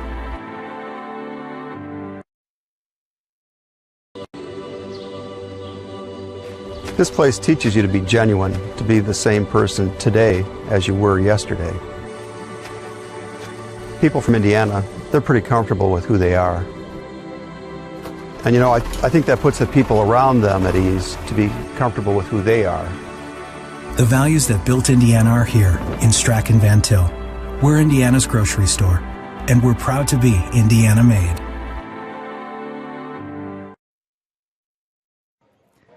Back we are. We continue the 7th inning. This will be the 9th general to bat in this inning. It'll be Brennan Fisher to come up and bat as Nick Hayden has come on to pitch against these generals. And he does so in an 8-8 tie, trying to keep it tied. Joliet has scored 4 times in this inning. You can't close the book on Burness yet. He goes 1 inning. He got 1 out in the last inning and 2 outs in this inning. 3 hits, so far 4 runs. They're earned, 3 walks, strikeouts. And again, the book's still open with he holding the responsibility for the runners at first and third. First pitch from Hayden is ball 1. Now Hayden comes in a similar spot where Burness entered the game with runners on the corners, 2 outs here and facing Fisher. But now the score is much different here. It's tied up here, and Hayden's been somebody that's been relied upon by Adam Enright, and previously TJ Merrick before him has been an effective bullpen pitcher for the Oilmen for 2 summers in a row. 1-0 taken for a strike on the outer half, and the count evens at 1 ball and 1 strike. Hayden trying to put out the fire. The Generals have come all the way back. They were down 8-4, and they have tied the game with 4 runs in the top of this 7th inning. No lead has been safe for the Oilmen this year. They simply have not put teams away. Here's the 1-1. This is taken for a ball, 2 balls and a strike. Last night, a 6-1 lead after 1 inning, and they had to hold on for dear life and eventually walk it off with C.J. DeShazer knocking in the winning run in dramatic fashion with a little flare on the infield. In the bottom of the 9th, there's the 2-1. Swing and a miss. If you look at how Joliet did it today here in the 7th inning, was they walked early, and then that forced Burness to have to throw strikes, really no other choice there. And then when he had to throw strikes, they were just able to put it in play, put it in good spots, and score those runs. They put him in a position where he had to throw pitches they could hit. 2-2. Runners at first and third. 2 down in the inning. Here comes Hayden's pitch on the way to Fisher. It's low and outside. We go full at 3-2. It'll be head start time for Stellato, the runner at first. For Hayden here, you don't want to try to load the bases again. You just need to do what you can with this last pitch to get that out and get your bats up to try to get back on top here. Here's Hayden's payoff. It's outside for ball 4, and they are loaded. Not a lot of margin for error for Nick Hayden as he comes in a jam. He walks the first batter he faces, and now it's a very precarious spot, and there's going to be a pinch batter here, and that's probably, honestly, a good thing if you're the Oilmen. Caraway with a home run and a triple, and Dino Biggers is going to pinch hit. Biggers, someone we saw with the Generals last season, has some familiarity with this league, a left-handed bat. But, yeah, we really saw a good day from Caraway as he scored 2 times today, one with a home run and hit that double earlier in this inning. 2 outs and the bases are full of Generals. Here's the pitch on the way, high for a ball, 1-0. Joliet trying to take the lead in the 7th inning. At this point, the Oilmen are just hoping to get to the bottom of this inning and get to the stretch here in an 8-8 tie. Comes the 1-0. Taken for a ball, a check swing, no swing, and the count 2-0. If we look for the Oilmen, coming up will be Curcio, Rimkus, and Clark. And we've seen Curcio and Rimkus have both reached base so far today. So those are players you want to have up with the ball game hopefully tied. Corn Dogs came back to tie it last night after the Oilmen had a big early lead. The Oilmen did battle back themselves tonight. Here's the 2-0. This is outside for a ball. It was Joliet a 4-run lead. Then it was the Oilmen a 4-run lead at 8-4. And now in another zany game here in Whiting, Indiana, we have ourselves an 8-8 tie in the 7th. And Hayden is behind Fisher, or behind, I should say, Biggers. 3 balls and no strikes, and there's nowhere to put him. Here's the 3-0. This is ball 4, and Joliet leads. He forces in a run.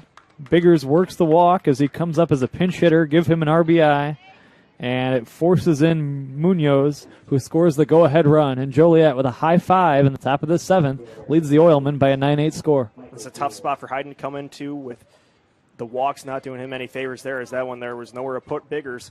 That resulted in a run on the board. He just has to try to throw strikes here. The force is active anywhere, so just try to get that out by whatever means you can. It's high for a ball. I think the Oilmen offense has done a pretty good job of producing runs tonight. We talked about they're not going to crank balls out of the ballpark. They've had some timely hits. They've taken advantage of some miscues of Joliet. Here's ball 2-0. But the real issue has been the pitching. Outside of a great day for C.J. Burdak, the rest of the Oilmen pitching has been shaky, and there's been just too many walks. Here's the 2-0. This is swung on and sent to center. Back on it is Baker, and he makes the catch. Moving back to deep center. He hauls it in, and the inning ends. But not before big-time damage done, as Joliet scores 5 runs in that inning. They do it on 3 hits, 5 walks, and they leave the maximum. It's time to stretch at the OC. It's now Joliet 9 and the Oilmen 8 on the Northwest Indiana Oilmen Broadcasting Network.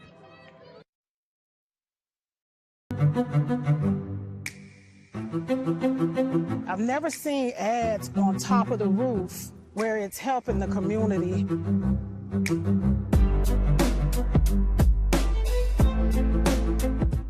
I am a success. I am the future. I am. I am. I am. I am. I am. I am. I am. I am. I am Ivy Tech Community College. Are you?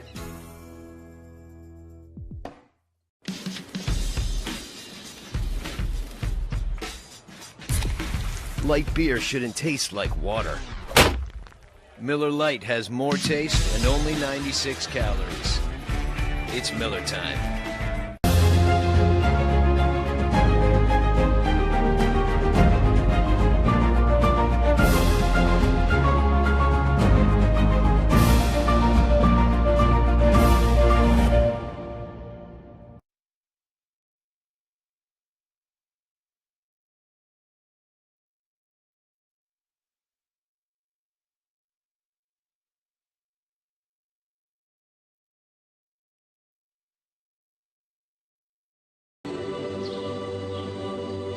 This place teaches you to be genuine, to be the same person today as you were yesterday.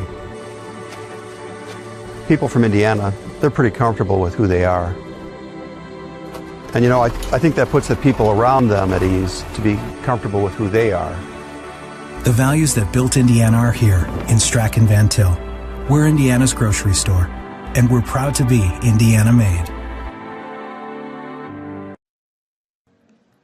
Take it to the bottom of the 7th. Brandon Vickery, Leo Staudaher with you. Adam Oppenheim with us as well, as we now need some more offense from an Oilman standpoint, Leo, as the bats will have to go back to work. I think they've done a pretty good job of producing runs and having chances over the course of the night, but they have more work to do now as it's 9-8 Joliet. And the benefit has been the Oilmen have been reaching base in every inning so far, but they need to continue to try to get runs on the board here, as that 5 spot really hurt, and saw their lead vanquish. Here's the first pitch, taken high for a ball. Ryan still pitching.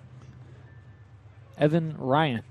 And the count 1 ball and no strikes on Dom Curcio leading off this inning. Oilman pitching has issued now get it here in a moment. Here comes the 1-0. Swinging a ground ball towards short on a few bounces is collected by Munoz. Nice play as the throw to first is in time, and there's one away in this inning. Here's the story of the game. Just too many walks from Oilmen pitching. They've walked 11 batters here in this one. That's something that just really has proven to be killer for them, as you're putting a lot of runners on. You're also getting out hit 13-11. Generals have been doing a good job of getting hits with those runners on, too. Some good situational hitting has resulted in some runs. No doubt. With 8 runs of support, you can maybe work around 11 walks, but not with 13 hits against you as well. That's 24 base runners just between walks and hits. This is high and in for ball 1. Obviously, the 3 double plays helps, but they weren't able to turn one of those last inning, and as a result, a lot of runs came across the plate. 1 ball, no strikes on Rimkus. Here's the 1-0. He taps it foul on the count, 1-1. Oilmen win in dramatic fashion last night. They walk off and beat the Corn Dogs 9-8. How about this? Last night the Panthers walk off and beat the Generals by a score of 9-8. And look at the scoreboard now. It's 9-8 here in favor of Joliet. Here comes the 1-1. Swinging a grounder foul. Just fouled down the third base line. The count 1-2. And it's not like 9-8. It's a very common score. No, the score got me on that one. It has to be pretty low. It's almost like on Tuesday how you had the Oilmen nearly no-hit by the Panthers, and then the Corn Dogs threw a no-hitter. We almost had a chance for 2 no-hitters on the same day in the league. 1 ball and 2 strikes. The Generals were on the wrong end of a 9-8 score last night. The Oilmen were on the right end of a 9-8 score. Now it's the opposite tonight as they face off. Here's the 1-2. This is swung on and popped up. Shallow center. In is Gould, and he's underneath it and makes the routine play. 2 up and 2 down to begin the 7th inning. To the top of the order, and Clark with the bases clear. You look at it, too, looking at my scorecard. This is a night where the Oilmen, they've struck out a few times, but they're still putting a lot of balls in play when they're getting out. A lot of flyouts and a lot of groundouts. That's something, as we've seen how wild the General defense has been, you'll take that, as there have been a few chances where what's looked like an out should have been made, where it has resulted in a base runner. So as long as you're still putting the ball in play, good things could still happen. Joliet has taken a 9-8 lead. In case you stepped aside for a few moments and you've rejoined us, it was a 5-run top of the 7th inning. And it was predicated mostly on walks, although in fairness, they did start the inning with a triple and a double, and that set the tone for the frame. And that just made it harder for the Oilmen pitching on the mound when you already had those runners on base to think about. It might have got inside their head a little bit and forced them to maybe pitch around where they were afraid to put one in the zone that could have resulted in a ball in play. All right, Garcia will grab some fresh baseballs here from the Oilmen dugout. 1 ball, no strikes here on Chaz Clark. Clark has struck out twice, but he also has 2 hits, including an RBI single in the 5th. Beautiful Oil City Stadium. It turned into a very nice night after the rain moved out of the area. Here comes the 1-0. Swing and a miss, and it's 1-1. It's looking like we might have been in jeopardy if we were going to play or not tonight, as there was rain up until half an hour before the game. But this has been a perfect summer night to play some ball here. Production crew had to scramble to get our cameras set up right before game time. Here comes the 1-1. Low and outside for a ball, 2 balls and 1 strike. Of course, keeping everything dry during that shower. But the rain moved out of the area, and it turned into a great night for baseball at the OC. Seen so many of these over the years, but it never gets old. The oil refinery backdrop, the lights illuminating the field of play, the unique scoreboard in left. Here comes the 2-1. Taken high for a ball. We want you to join us tomorrow night. It's Oilman Stan's birthday bash. The Corn Dogs, the first place Corn Dogs, will be in town again after the Oilmen beat them last night in walk-off fashion. Should be another tense showdown tomorrow night between the Oilmen and Corn Dogs, or the Coilmen, if you want to combine the 2 names. 3-1 the count here on Clark. And we'll have it for you beginning at 6 o'clock and 6:10 the first pitch. Here's the 3-1. Taken high. Clark draws a 2-out walk. That's big for the Oilmen, getting that 2-out walk here. And again, every inning so far now, a runner has reached base. If they can just try to send Clark around, that could be huge for them, as they're doing things right at the plate. Their approach has been solid tonight. As you score 8 runs, you like to think you're pretty well set up, but they're still chasing 1 here. 1 out, or 1 on and 2 out. Again, a bobblehead giveaway tomorrow. That's a big giveaway. The Oilman Stand bobblehead giveaway tomorrow night. You don't want to miss it. And also a kazoo giveaway, we understand, to play Happy Birthday to Stan. It's his 11th birthday tomorrow. Oilman Stan, he's growing up on us, Leo. I remember when he was just a little one. Almost Ball ready on those for, strikes. He's ready for high school now. He's in Little League aged. 1-0. Zarnacki standing in. Oilman down 9-8, last of the 7th. Not really sure how that's going to work with the Kazoos. Here's a ground ball toward third, fielded by Vasquez. The throw to first is a low throw, dug out on the other end by Fisher, and the inning ends. No runs, no hits, and one left for the Oilmen in that inning. On to the 8th. It's Joliet 9 and the Oilmen 8 on the Northwest Indiana Oilmen Broadcasting Network.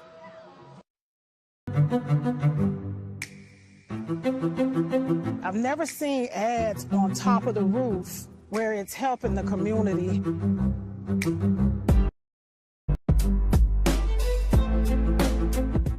I am a success. I am the future. I am. I am. I am. I am. I am. I am. I am. I am. I am Ivy Tech Community College. Are you?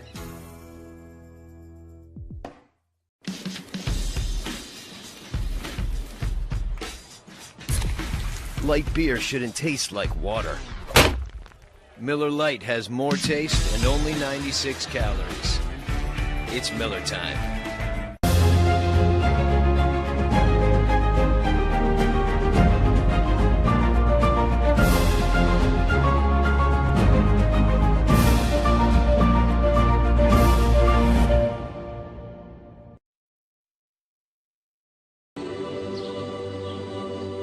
This place teaches you to be genuine, to be the same person today as you were yesterday.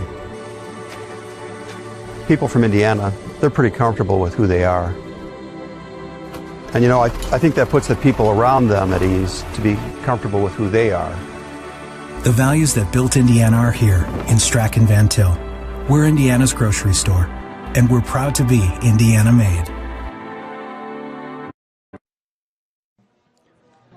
8th inning, 9-8 Joliet. Now Nick Hyden's job is just to keep this a one-run game as he came on in a tight spot. It's always tough to inherit a situation where not only are you inheriting runners on base, but the other team has already had a big inning. So there's really pressure to limit the damage when you come in that spot. There was a little more damage when Hyden was in there. It was charged to Burness. Burness right now is on the hook for the loss. Let's see what Nick Hyden can do in a clean inning here in this one. That was a tough inning for Hyden as he had to come in to try to shut the door when it was wide open for the Generals there, and now he can work with a clean inning. He's someone we've seen 2 summers in a row, has been a very solid reliever for this Oilmen bullpen, so he can just try to put another 0 on the board here and get them to a position where their offense can try to get back in it. It'll be 6, 7, and 8, starting with Grant Swick for Joliet in this inning. Again, the Corn Dogs will be in tomorrow night, another big showdown. Oilmen hoping to be at 500 going into that game, but they're going to have to rally to do it. And speaking of the Corn Dogs, we will check the Northern League scoreboard. It was a final, the Panthers over the Giants 13-1. And elsewhere, bottom of the 8th inning, the Corn Dogs up 12-5 over the Vikings. This is swung on and lifted in the air, foul territory over his Rimkus, and he makes the play. Pitch one away to begin this 8th inning. That helps for Hyden there as he was just able to get the out on one pitch, put it in foul territory, and Rimkus made an easy play over there near the tarp over by first base. One out and the base is clear, and Christian Jacob will step up to the plate next. 9-8 Joliet. Here's the pitch on the way, taken for a strike, and it's 0-1. That Corn Dog team, I'll tell you, they're going to be tough for everyone all season long in the Northern League. Here's the 0-1. This is high for a ball, 1-1. And they have a good mix of hitting and pitching, some names that MCL fans are familiar with, just going for a good mix there. Hitters that can do a lot of damage as well. And so we saw last night, they're a tough out to get. 1-1 grounded foul, 1-2. What a fun game that was, though. Some twists and turns to it, a bizarre game, and kind of a weird ending. The walk-off wasn't a ball that was smashed to the outfield, but it was kind of a sinking, looping line drive on the infield that the shortstop tried to come in and grab but couldn't do it, and it went as a base hit for C.J. DeShazer, and the Oilmen enjoyed a celebratory scene. It was a fun scene down there after the game last night. think the fact that it was so weakly hit resulted in that run to come across the plate, and it was just always fun to get to see a walk-off, especially in the home opener. You really couldn't have asked for a better ending to the first home game here at Oil City Stadium. This is high for a ball. I need to go back and do research on a list of all the Oilmen walk-offs, but I feel like there's been a group of walk-offs compared to what you would expect. Here's the 2-2. It's sent foul. Look out in the Oilmen dugout, and it remains 2 balls and 2 strikes. Every season we have a number of walk-offs, and they never get old. Especially that one last season against Southland in the playoffs. That was a great one, too. That was one TJ Merrick referenced last night. Just a classic night, especially coming in the playoffs. A walk-off in the playoffs doesn't get better than that in baseball. No, you can't beat it. 2 balls and 2 strikes, but there's something so unique about an ending like that. It's kind of like in basketball, a buzzer beater. Something kind of special about the game being dictated on that very final crack of the bat, as it was last night. Here's a 2-2 lifted foul out of play right side, and it remains 2 balls and 2 strikes. Good battle here. You see Hayden really going to work here as Jacobs fouling a few off. And that was big for the Oilmen, too, that they learned how to play in a night where they lost the lead, too. We've seen they've had to come back before, and they've now also had to deal with adversity. And having done that early in the season could be beneficial later in the playoffs, where you're playing in a game like that, and you know you've been there before and won in that situation. 2-2 on Jacob. It's a soft line drive back to the mound. This is past Hayden, and it's going to be a base hit. It's off the glove of Hayden. Probably a ball he would have liked to catch, but on a line drive back to the mound, that's always going to go as a single if the play's not made, and it's a base hit for Jacob with 1 out here in the 8th. It's a tough one for Hayden there, as he has to have quick reaction time, as he was able to get over there in time, but wasn't quite able to get the catch made there, and that resulted one. That was one if he maybe got cleanly over to Marshall at second, it probably could have been an out there. But so now he's just going to have to try to pitch, get that second out, and continue to minimize the damage up here. Jalen Avery is due up next. Here's the pitch on the way, swinging a jam foul in the count 0-1. Avery's reached base twice so far today. Also has 2 strikeouts, but he led off with a single in the 6th inning. The Oilmen were victorious 9-3 the last time these two teams met. The first meeting of the year between the two squads at LaFond out on opening night on the Monday night to begin the season in late May, a few weeks ago now. Here's a pickoff throw to first, not in time. They will meet again next week on Monday at LaFond and on Tuesday here at Oil City Stadium. Oilmen and Generals, the two teams that battled it out for the MCL championship a year ago. Here's the 0-1. Taken for a strike, snap throw to first, not in time. Now it's 0-2. Approach here by Hayden in this at-bat, just 2 straight strikes. That's what you need to see here, especially as he's working through now maybe a little bit of a longer inning with the base runner on. Just throwing strikes has been a key focus for him. 0-2, 1 out, runner on first, 9-8 in favor of Joliet. Here's the pitch on the way. Runner goes, and it's fouled away. And it remains no balls and 2 strikes. This game a big one for both teams. Joliet in 5th place right now. And yeah, it's very early in the season, but they're 3.5 games out of first. The Oilmen tied for 3rd. They're 3 games back, tied with Southland. And then it's the Corn Dogs and Crestwood holding the top 2 spots. So both teams trying to kind of make a move and a step forward in the Northern League standings. Here comes the pitch, swung on and lifted to center. Back on it is Baker, and he's got a beat on it to make the catch. And retreating back to first is going to be Jacob. And there's 2 down here in this 8th inning. Big play there by Baker in center field. And talking about that, both teams trying to make their move. You want to stay as close to 500 as you can early in the season because it gets harder and harder to climb back into things later in the year. So as long as you can stay close to that even water mark early on here in June, that's key for both these teams. The Generals have been no stranger to close games. They've played Crestwood 3 games in a row, and all leading into this game tonight, and all 3 decisions between the Panthers and Joliet. Here's the pitch, swing, and a liner foul right side over near the tarp down the right field line. The count 0-1. That can certainly be tough to be on that losing side of that so many times. Playing in these close games, knowing you're doing things right but coming up just short. So the Generals now trying to break through here and be on the opposite end of that now. No balls and a strike on Vasquez. Hayden trying to put a 0 on the board in this 8th inning. Of course, again, it was Hayden who was on the mound as Joliet scored the tying run and eventually walked it off in extra innings and beat the Oilmen in Game 2 of the championship series a year ago. Here's a snap throw to first and back to the bag safely after ball one was delivered to Vasquez, and the count goes to 1-1. Jacob back safely again on the back pick from Zarnacki. Thrilling championship series last year with Joliet rallying after losing the first game and rallying in the 9th inning to tie the second game. There's ball two that just missed, a little bit inside, and the count 2-1. Even though that game didn't go the Oilmen's favor, that game too, I remember that was one we talked about on the broadcast that night, one of the best games we'd ever seen, just an instant classic, and you realize it in the moment as it was happening. Just unfortunately for the Oilmen, it didn't go the way they wanted it. 2-1, 2 outs. Vasquez standing in. Generals now cling to the 9-8 lead after scoring 5 in the 7th to grab the lead. Here's the 2-1. Low and in for a ball, 3-1. Oilmen have been a little bit preoccupied with Jacob, the runner, at first during this at-bat. 2 outs in the inning. 3 balls and a strike, the count on Vasquez. For hiding on the mound, you just have to focus on this batter here. You're 1 out away from getting out of it. Just make sure you get these at least maybe 2 more strikes, put the ball in play for a position to be made or out to be made. Here's a tapper foul, and the count goes full at 3-2. Happy to have you with us on the Oilmen Broadcasting Network. We've hit 10 o'clock on AM 1230 WJOB, JED TV, and Region Sports. Via Region Sports, both on YouTube and Facebook. We've shared that broadcast link to our Oilmen Facebook page here tonight as well. 9-8 in favor of Joliet. 3-2, 2 outs.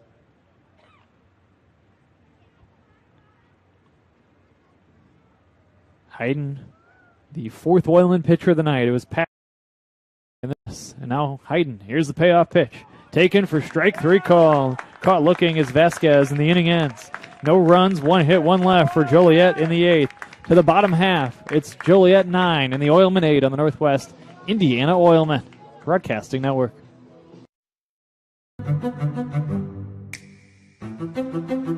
I've never seen ads on top of the roof where it's helping the community.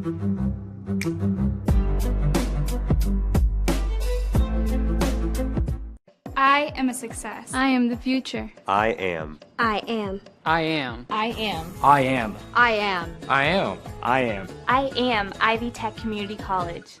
Are you?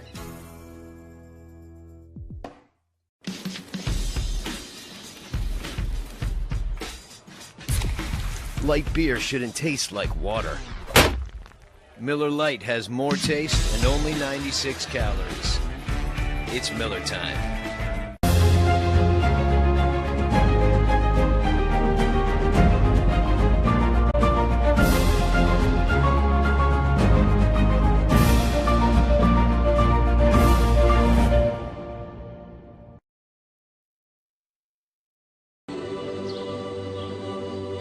This place teaches you to be genuine, to be the same person today as you were yesterday.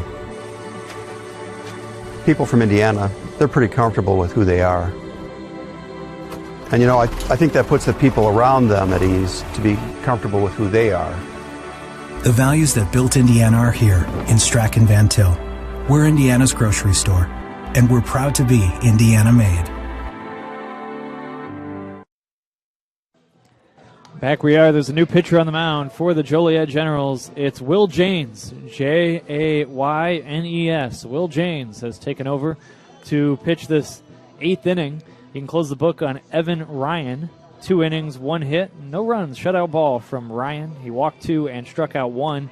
And as it stands right now, Ryan is in position for the win. And Leo, what can you tell us about Will Janes? So far for Janes, he's had 3 appearances so far. The walks have been an issue with 8 walks over 3 2/3 innings, just the 2 strikeouts here. So that's something, if he can throw strikes, that'll be key for him. But if the Oilmen can capitalize on a wild, it could be how they get back in this game. It'll be the heart or the middle portion of the order coming up. It's 3, 4, and 5, heart of the order for the Oilmen. The Oilmen actually saw Janes back on opening night on May 23rd. He won an inning, and 2 of those runs across the plate were responsible for, or he was responsible for, and 3 walks in that game. Well, Oilmen could use 2 runs right here in the bottom of this 8th inning. And want to save it all for the ninth. The Oilmen certainly want to prefer where you don't have to play the bottom of the ninth tonight. The right guy to lead it off is Jack Zebig. He has been on base 4 times. He has 3 hits, and he takes ball 1. 1 ball and no strikes. For Zebig at the plate, you don't want to try to force anything. You want to work with whatever Janes can give you here. You don't want to try to muscle one out there that you can't get a hold of. You just want to, any kind of contact, getting on base, and let the hitters behind you try to take care of would be nice. 1-0 Janes to Zebig. Zebig lifts this one to left. Underneath it is Stellato, and he makes the catch. Routine fly ball to left, and Zebig is retired for the first time tonight. It was a tough one for Zebig at the plate. It looked like he had to go low in the zone for that one and wasn't able to get it at the sweet spot and just put it out to left field routinely. Yeah, big first out to retire maybe the best hitter in the Oilman lineup to lead off this 8th inning. That's big for having a new pitcher coming in here, getting that first out here. And that puts Chris Baker at a disadvantage here as he hits well with runners on base, but now will not be in that situation. Baker standing in. The bases clear, as Leo alluded to. He had the bases, speaking of bases clear, he had the bases clearing double in the second. Swinging a tapper foul, it's 0-1. That was the big blow of the game from the Oilman offensive standpoint. Part of a 4-run second inning for Northwest Indiana. Remember, that inning was extended by an error. That was the big inning where the Oilmen sent 7 runners up to the plate. They could certainly use another inning like that here. Just capitalizing on those mistakes from the Generals was crucial for them. Yeah. Actually, I said extended by an error. It was extended by 2 errors in that inning. 1 ball, 1 strike on Baker. And really, they had another defensive mistake on the Baker ball, diving for a ball in right that got by him to the wall. 1-1, it's a strike, and it's 1-2. And that error out in right field proved to be costly as that resulted in many runs to come across the plate. Just a well-hit ball by Baker with the bases loaded, and that was one of the biggest spots of the night for the Oilmen. Yeah, that's one that doesn't technically count as an error, but the misplay. It was a pitch low for a ball, and there were 2 actual errors in the inning as well. 2-2. 1 out, 9-8 Joliet. We're in the bottom of the 8th inning. The Oilmen would love to put something in the frame. A big leadoff batter retired a moment ago, but Baker trying to find a way to reach the 2-2. It's outside for a ball. We go full at 3-2. This is what Chris Baker does so well, is working these counts. He was down 0-2 in this count. Now he's back with the full count, just not chasing anything outside the zone. Just one of the more disciplined hitters we've seen in the league. 3-2. 1 out. Here comes the payoff pitch. This is a crack, base hit right field. Baker lines a base hit to right. A single with 1 away here in this 8th inning, and that'll bring up Cabeza. Just a great at-bat there by Baker, working his way back into the count, then on the payoff pitch, being able to find a strike in the zone that he liked and send it out there for a base hit, putting Cabeza in a good spot. So the tying run is on here in this 8th inning. And the Oilmen have reached double figures in the hit column. They've banged out 10 hits today. Good to see after they really, even though they scored 8 runs, or actually 9 runs last night, a lot of it was walks early in the game. They had a 6-run inning where they had 1 hit in the first inning. So good to see consistent hits tonight. Here's a strike, 0-1. Especially for most of the night, they really only had 2 hits for most of the night. It wasn't until the back half of the game where they got those extra 4. So the fact that they were able to get 10 hits today, back to double digits, is big. Hits. 0-1 on Cabeza. 9-8 Generals. Here's the pitch on the way, taken for a strike. I think today has been a real step forward offensively, but you had Burdak, a real bright spot of the pitching staff, and where would you be without C.J. Burdak today? But it's been a struggle otherwise, at least throwing strikes in 2 different innings cost you. Big innings for Joliet. Yeah, really, you look at it, it was the first and the 7th inning, the only ones that cost them. Other than that, the Oilmen pitching has been able to work through a lot of different stuff. I'll tell you, one of the keys in this league, avoiding the big innings. So crucial. If you can limit the damage, here comes the 0-2, swing and a miss. Out on strikes is Cabeza. In innings like that, if you can limit the damage to even 3, sometimes even keep it to 4 runs, which the Oilmen did keep it to 4 in the first, but when it gets to 5 or 6 or 7 in an inning, that's when it's really hard to come back from. It's hard to, especially have 2 of those big innings in a game, hard to keep up with that. As we saw, the Oilmen had a big inning in the second, and just consistently putting up runs is big too. But just 2 big innings is hard to keep up with. Runner goes, pitches ripped foul onto the grassy berm area, and that's strike 1 on Marshall, as Baker will have to head back to first.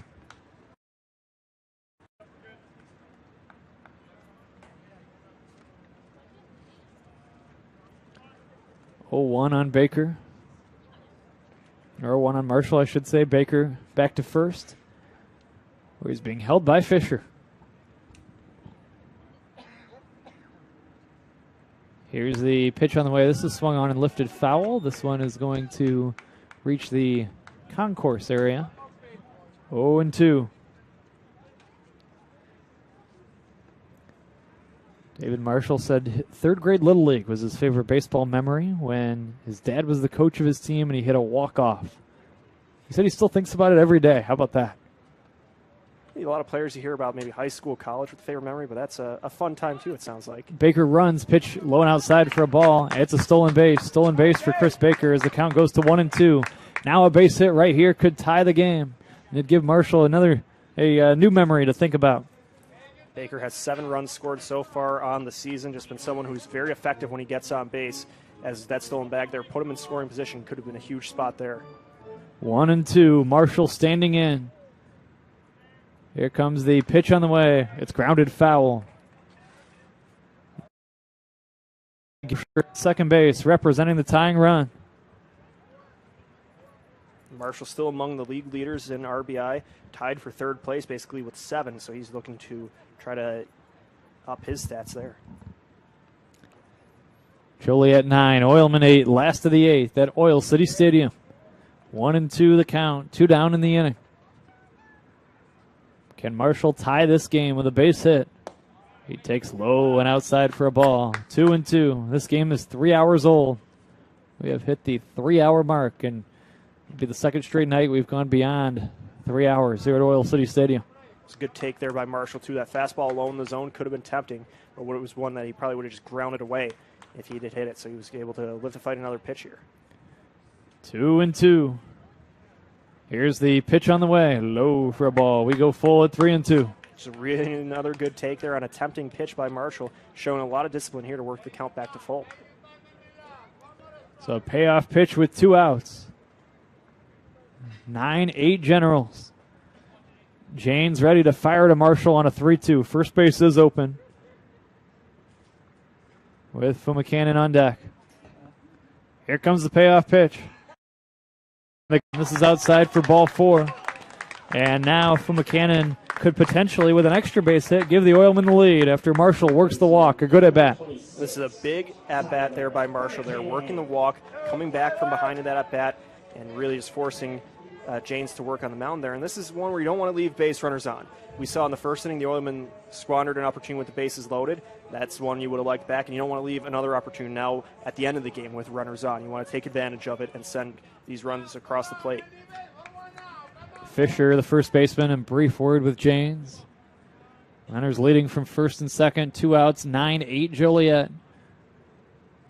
Here comes the pitch on the way, taken for a strike, and it's 0-1.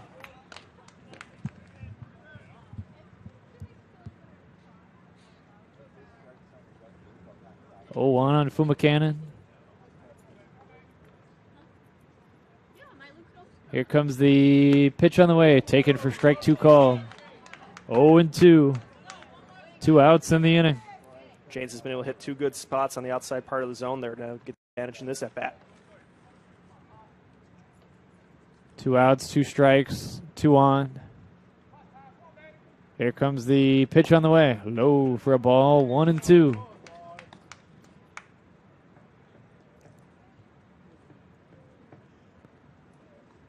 Janes pitching ahead in the count. He was last time too, but Marshall eventually worked the walk.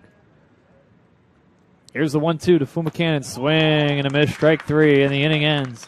No runs, 1 hit, 2 left for the Oilmen in the 8th. On to the 9th. Oilmen will win in walk-off fashion or not at all here tonight as Joliet leads at 9-8 on the Northwest Indiana Oilmen Broadcasting Network.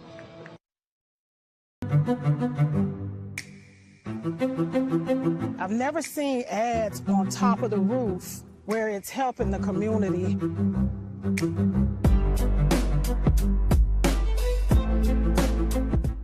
I am a success. I am the future. I am. I am. I am. I am. I am. I am. I am. I am. I am Ivy Tech Community College. Are you?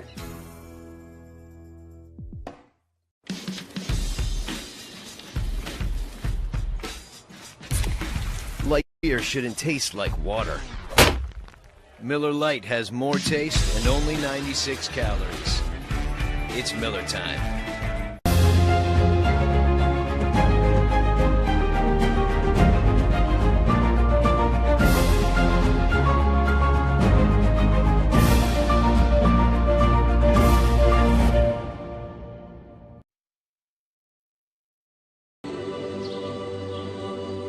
This place teaches you to be genuine, to be the same person today as you were yesterday. People from Indiana, they're pretty comfortable with who they are. And you know, I think that puts the people around them at ease to be comfortable with who they are. The values that built Indiana are here in Strachan Van Til. We're Indiana's grocery store, and we're proud to be Indiana made. Back here at Oil City Stadium as we take it to the ninth inning. The Generals a 9-8 lead. Joliet scoring 5 in the seventh as they rally to grab a 9-8 lead, and it has held up. The Oilmen threatening in the last half inning, but they strand runners at second at eighth. So another kind of topsy-turvy ball game here tonight. The Oilmen trying to get to 500, but they would have to rally in order to do it. It'll be Munoz, Stellato, and Fisher due for Joliet in this inning. And the Generals clinging to a 9-8 lead, trying to tack on here in the ninth. Munoz to lead off the inning. Here's the set in the first pitch of the frame to Munoz. It's taken low and in for ball one.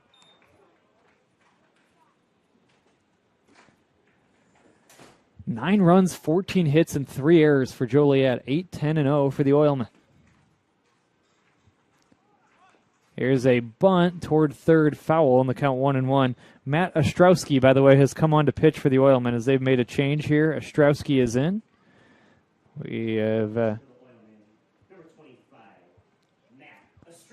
We've seen him a few times on the year so far. We've seen both Ostrowskis pitch for the Oilmen at various times, but Matt is in here. He has kind of a sidearm style delivery. He's logged 4 innings on the season, a 2.25 ERA, 4 walks, ball, 1 strike here. Ninth inning, 9-8 Joliet. And Ostrowski, Leo, yet another Oilman pitcher, as this is now the 5th of the day.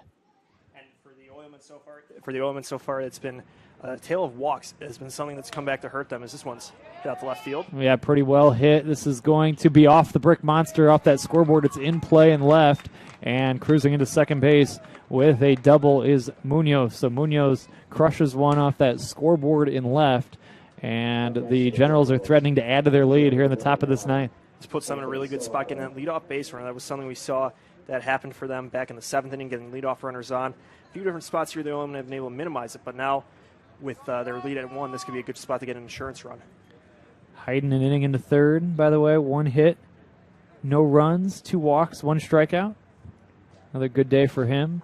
Conversation here between Zarnacki and Ostrowski, as also a conversation on the left side of the diamond with Joe Silva and the base runner Munoz, who has led off this inning with a double.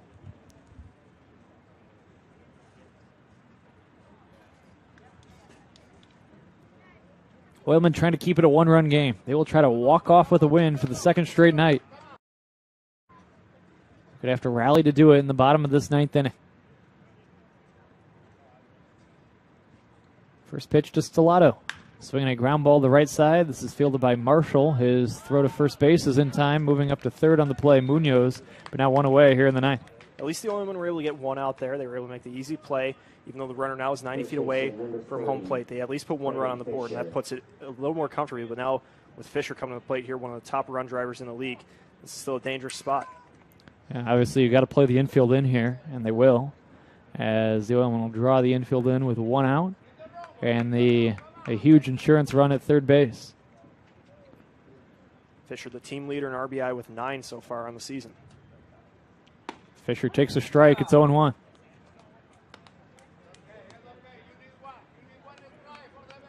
All 4 infielders in on the grass trying to cut down Munoz if he tries to score on a ground ball. 9-8 Joliet, top of the 9th inning. 0-1 on Fisher. Here's a pitch from Ostrowski. It's a ground ball up the middle, a base hit, and the infield then prevented any chance of getting to this for Zebig, the shortstop. A run comes in and scores. It's a ground ball single for Brennan Fisher, and Joliet has doubled the lead. It's the Generals 10 and the Oil. It's a risky run when you move the infield in. Is a ball like that maybe would have normally been fielded by Zebig at shortstop, rolls out to the outfield there, as it wasn't the hardest hit ball, but because of the spot it was in, it was tough for Zebig to get there and results in a run coming across the plate. Still would have been hard-pressed probably to get an out on that play. And obviously, well worth it to try to play the infield in there in that spot. Biggers will bat for the second time. He takes low and in for ball 1. Now you look at it for the Oilmen, you're still a double play away from getting out of this inning. You just have to try to make sure that that run on first doesn't come across the plate, because 2 runs is still a lot to chase here in just 1 inning. Here's a crack to right. It's going to get over the head of the second baseman Marshall and into right for a base hit. Back-to-back singles now and 3 hits in the inning against Ostrowski. And the Generals are in business, hoping for a big inning. They lead it 10-8 here in the 9th. Joliet's just been seeing the ball really well tonight. 17 hits total in the ball game. That's just a good recipe for a win.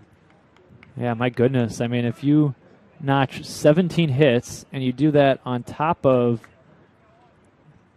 6, 9, 11 walks, that's a big day for an offense. I mean, you look at for the Oilmen too, you have 10 hits. That's normally pretty good when you do that, but it's just hard to keep up with what Joliet's been doing. It's outside for a ball. 1 ball, no strikes.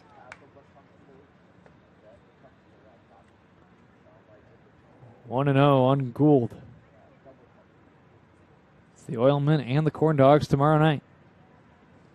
First, the Oilmen will try to rally here against Joliet. This is outside for a ball, 2-0. And elsewhere on the scoreboard, we'll check in and see if it's gone final over in Crown Point. It has. Lake County 13, Southland 6. Here's the 2-0. It's a strike, and it's 2-1. Now 9-3 are the Lake County Corn Dogs in their inaugural season under the direction of former Oilman manager Justin Heisman. It's good to see TJ Merrick last night as well. By the way, speaking of former Oilman managers, this is swung on and lifted foul out of play.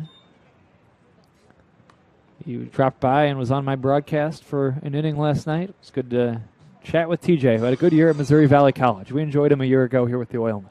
Yeah, it was cool to hear him also talk about how learning under Adam Enright, how that prepared him to be a head coach. Just the fact that the relationship those two had has led to not just success in Adam's career, but now TJ's. This ball gets away, a check swing, and the Oilmen may want to appeal this as the ball got away. A check from the batter Gould. The runners move up to second and third. It is a wild pitch, and we'll go full at 3-2 as apparently Gould held up. No appeal. Sometimes it's tough when the pitch is low and outside. You're also trying to trot after that with the runners moving up a base. But it's about a half swing, but I think Gould probably held up, but it was close, and the runners are at second and third for a 3-2 pitch upcoming. For Ostrowski here now, you just have to try to get this batter out at the plate here. With 2 runners in scoring position, you want to get that second out, so it makes it that much easier. Next time up is the Oilmen are moving the infield in here. They're doing wherever they can to try to get this out. Yeah, again, I mean, you can't let it get much more than 2. Here's the payoff pitch. It's a ground ball foul left side, and it remains full at 3-2. We've seen Ostrowski come in and throw strikes this inning, but now the general batters have just been able to connect with what he's throwing. 3 balls and 2 strikes on a Friday night at Oil City Stadium. The Oilmen find themselves trailing by a 10-8 score.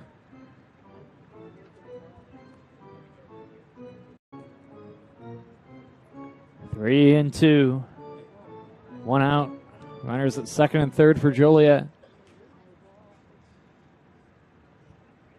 Here comes the payoff pitch. This is inside for ball 4.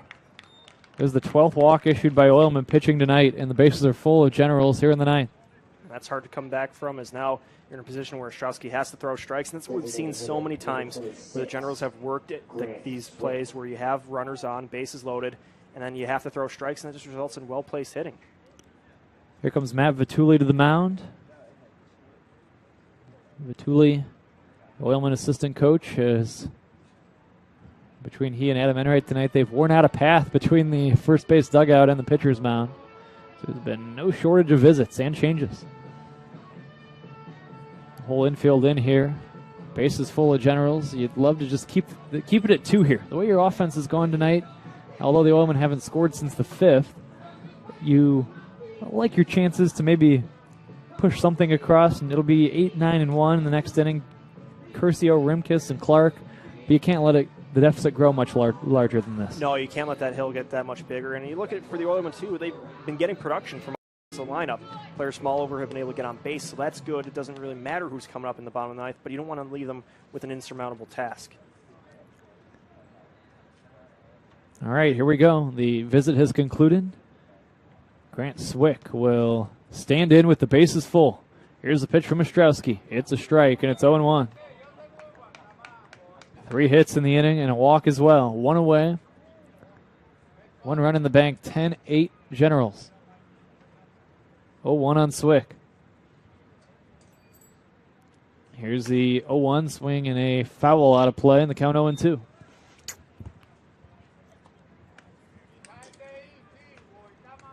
Oh, and 2, 10-8 Joliet. We're in the 9th inning at beautiful Oil City Stadium. Some of the fans have hung around and are hopeful to see a comeback in the bottom of the 9th inning. Here's the 2-strike pitch, taken for strike 3. Out on strikes, confused that it was strike 3 with Swick, and that is out number 2. Might have been confused by that pitch as well. Very good pitch by Ostrowski. And that was just a good at-bat there by Ostrowski. 3 pitches, all of them for strikes. Maybe that looked like a slider there as it had some good movement on it, and it was just able to find the strike zone there, send him back looking. Now Jacob. Taken off the plate away, ball 1. Big strikeout. Keep the lead at 2. The Generals have scored an insurance run in this 9th inning. They took the lead by scoring 5 in the 7th. All of those charged to Mike Burness, who's on the hook for the loss. Evan Ryan is in position for the win. Here's a ground ball to third. Fumacannon will kick the third base sack, and the inning ends. But not before Joliet gets 1 run. They do it on 3 hits, and they leave the maximum. I know you won't go anywhere tonight. After 8.5, as we take it to the bottom of the 9th, it's Joliet 10 and the Oilmen 8 on the Northwest Indiana Oilmen Broadcasting Network.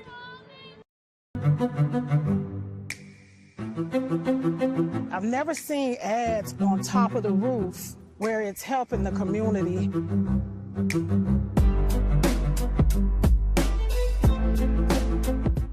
I am a success. I am the future. I am. I am. I am. I am. I am. I am. I am. I am. I am Ivy Tech Community College. Are you?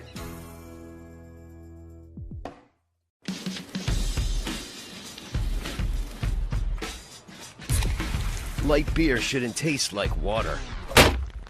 Miller Lite has more taste and only 96 calories. It's Miller time.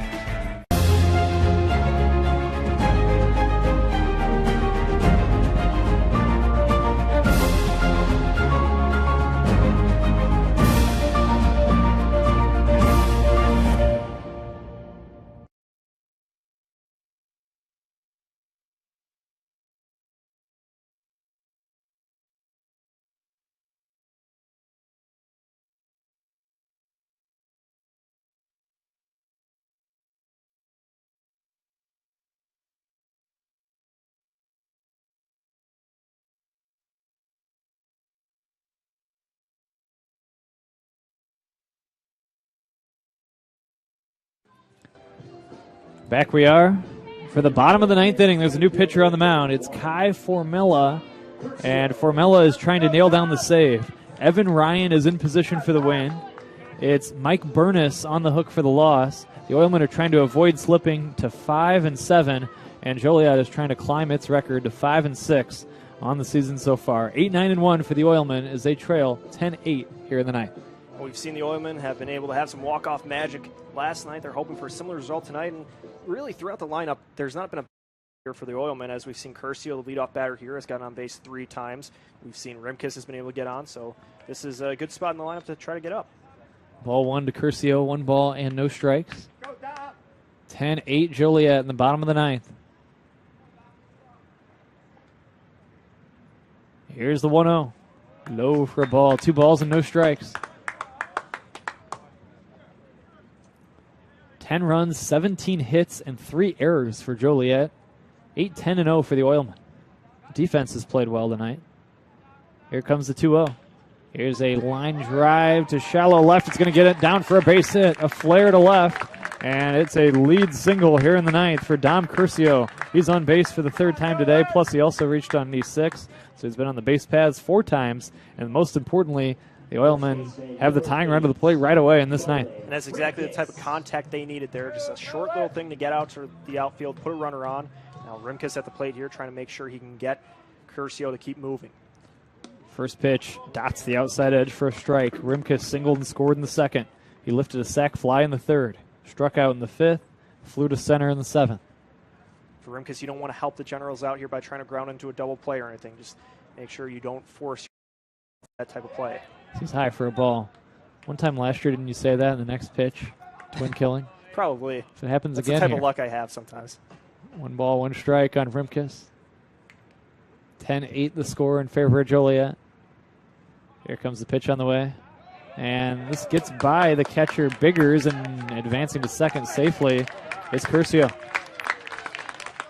That's big there as it moves Curcio even closer to home plate there. And we've seen the Oilmen hitters have done a good job of not really chasing anything outside of the zone so far tonight as well. And that was a good example of that there. A pitch that broke too far away, and Rimkus just wisely laid off it. 2-1. Now a base hit could move the Oilmen a step closer. Swing and a miss. Not a huge significance, but the bigger significance is that it keeps you out of the double play. Absolutely, as it makes it harder to turn, as now it puts first base open. It makes that play basically not in fold. 2-2. Here comes the pitch on the way, swinging a ground ball to the left side. And there it is. The throw to first is going to be in time, but the Oilmen stay out of the double play thanks to the ball that got away a moment ago. And advancing to third on the play, Curcio. 6-3 the putout goes with Munoz making the play. Rimkus is out number 1. And there's a runner on third, but the insurance run on the top of this inning is huge right now as Clark will step in with 1 out and a man at third. So you get the out there, but he still put a base runner 1 station away from coming home, and now you bring the top of the order up. This is a play spot that's been good for the Oilmen. Clark's been able to get on base 3 times today, a walk and 2 singles. Then you see Kyle Zarnacki up next, who maybe hasn't reached base as many times as he wanted to today, but has a powerful bat and can help the team out. Clark standing in. 1 out, Zarnacki on deck. You'd love to get to Z-Big, who's having a huge day. Here's the pitch taken inside for a ball. 1 ball and no strikes. Just want to make sure you don't help the general pitching out at all. You want to make sure you're being disciplined at the plate. Don't swing at anything outside the zone here. If they're going to give you a walk, take the walk. Here's the 1-0. Swing and a foul at the plate in the count 1-1. Kai Formella trying to nail down the save. Joliet leads 10-8 in the 9th. Again, this is a game of the bullpens again tonight. Evan Ryan in line for the win, and Mike Burness on the hook for the loss. 1 ball, 1 strike on Clark. Here comes the pitch on the way. Taken high for a ball. Good take there by Clark. That was one dropping in the top of the zone that even if he made contact with, probably wouldn't have been the best piece. So he wisely took that for a ball. Clark's been on base 3 times. He's 2 for 4, plus a walk. He represents the tying run here in the 9th inning. Swing and a miss.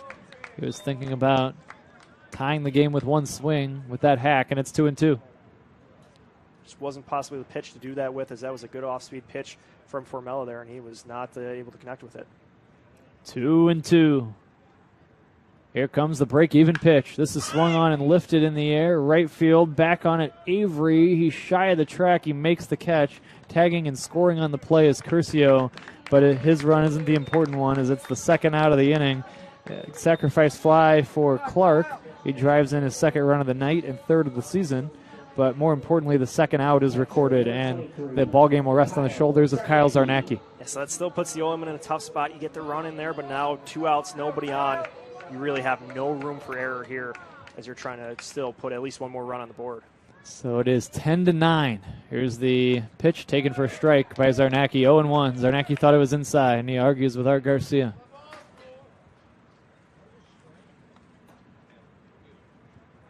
Oh and 1. Here's Formella's pitch. Swinging a line drive to third. A diving catch by Vasquez, and that's the way this one comes to a close. And the Generals are fired up after beating the Oilmen here tonight by a score of 10-9. A sharp line drive off the bat of Zarnacki. It's caught by Vasquez, and the Generals have beaten the Oilmen in another one-run game and another high-scoring affair at Oil City Stadium. Well, thanks to everybody involved with our broadcast. Thanks to Adam Oppenheim. Job well done producing today's broadcast. Ben Slack with some help as well. David Bork working remotely and scoring today's game. And he's always helping us out on our broadcast here on the Oilman Broadcasting Network. I'll talk to you again tomorrow night, make that 6 o'clock pregame and a 6:10 first pitch for the Oilmen and the Lake County Corn Dogs. But please stay tuned for Leo's postgame show coming up. For Leo Staudher, Brandon Vickers saying, I hope you enjoyed. And again, please stay tuned for Leo's postgame show. It's next on the Northwest Indiana Oilmen Broadcasting Network.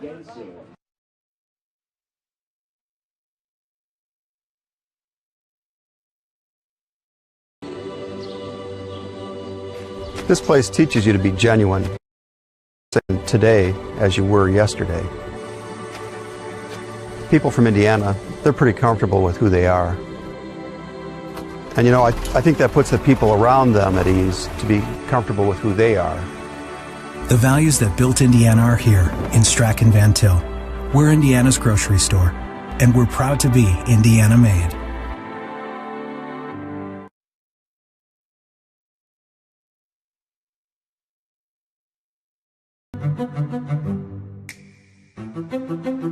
I've never seen ads on top of the roof where it's helping the community.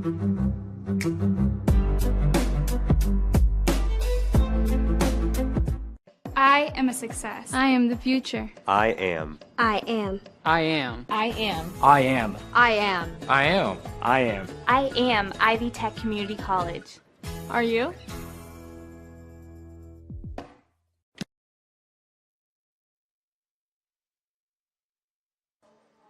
Leo Staudher back with you here at Oil City Stadium to wrap things up for the Oilmen post-game show, where this time the Oilmen were not able to get that walk-off magic they had last night. They fell to the Joliet Generals 10-9. They went the distance, just were not able to get it there, as it was 2 big innings from Joliet, which we'll get to in just a little bit. As we look down the line for the Generals, the road team here, it went 10-17-3 for the Oilmen, the home team 9-11-0. Big innings in the first for Joliet. Some wildness from the Oilmen starter resulted in them putting up 4. Then the Oilmen were quick to answer, though, as they put up 1 in the first, 4 in the second, then 2 more in the third, tacked on a solo tally in the fifth. So smooth sailing there, right? But then back in the 7th inning, it was some more wildness and then situational hitting from the Generals that put 5 runs on the board.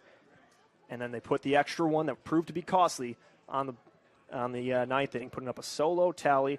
Oilmen answered with 1 in the 9th, but bottom of the 9th, but then that's reproved 10-9. That extra run in the 9th prevented this from being a tie game. Big day for the Oilmen, as we saw a lot of guys get on base. How about Jack Ziebig? 4 times on base in 5 at-bats. He was hit by a pitch in the first, then had 3 singles. He didn't really drive any runs, but still was able to advance some base runners, as Chris Baker had a bases loaded, bases clearing double back in the 2nd inning. 3 RBIs for him. He had 2 hits and reached on an error. David Marshall also had a pretty good day, a single and 3 walks, actually. He increased the on-base percentage. Tom Curcio reached base 3 times, scored 4 times, scored 3 times. We saw just about every Oilman hitter had some productivity at the plate. And how about C.J. Burdick in his first game with the Oilmen, going and putting up? So he came in the first inning in a tough spot where the damage was done already, but then put a lot of zeros on the board, working until the 6th inning in his Oilman debut. Just really good long relief performance. That's what they needed, as he was able to get outs, throw strikes, but it was just not enough, as some late wildness cost the Oilmen here. They'll be back in action tomorrow against Lake County. And, you know, the Corn Dogs will be fired up after that big loss last night, so we'll see who comes out on top in that one. We'll be back here. This one will be at 6:10, so an hour earlier. It'll be on all the normal platforms you can find Oilman baseball on. But that's all I have for you here with the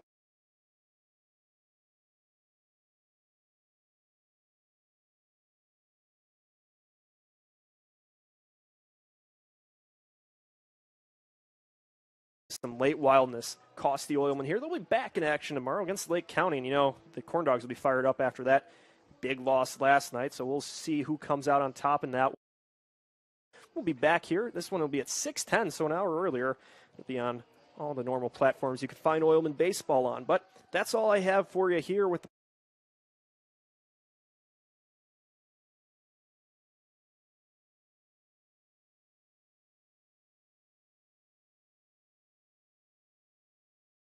some late wildness cost the Oilmen here. They'll be back in action tomorrow against Lake County. And, you know, the Corn Dogs will be fired up after that big loss last night, so we'll see who comes out on top in that one.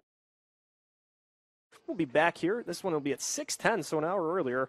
It'll be on all the normal platforms you can find Oilman baseball on. But that's all I have for you here with the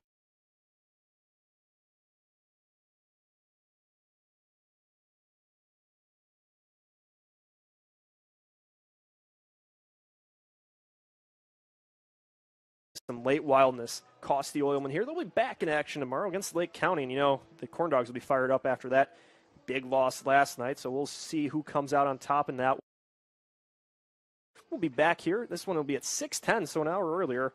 It'll be on all the normal platforms you can find Oilman baseball on. But that's all I have for you here with the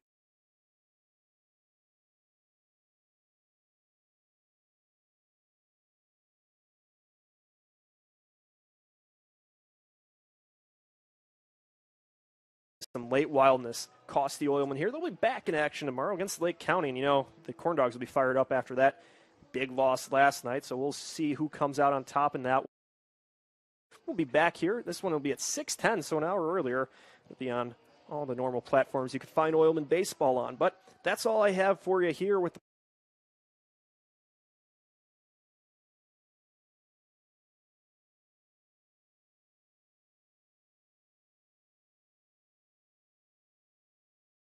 some late wildness cost the Oilmen here. They'll be back in action tomorrow against Lake County. And, you know, the Corn Dogs will be fired up after that big loss last night, so we'll see who comes out on top in that one. We'll be back here. This one will be at 6:10, so an hour earlier. It'll be on all the normal platforms you can find Oilman baseball on. But that's all I have for you here with the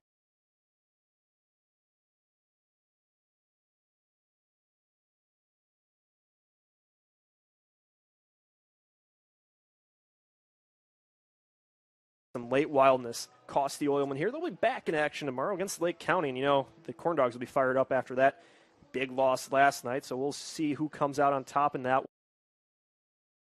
We'll be back here. This one will be at 6:10, so an hour earlier. It'll be on all the normal platforms you can find Oilman baseball on. But that's all I have for you here with the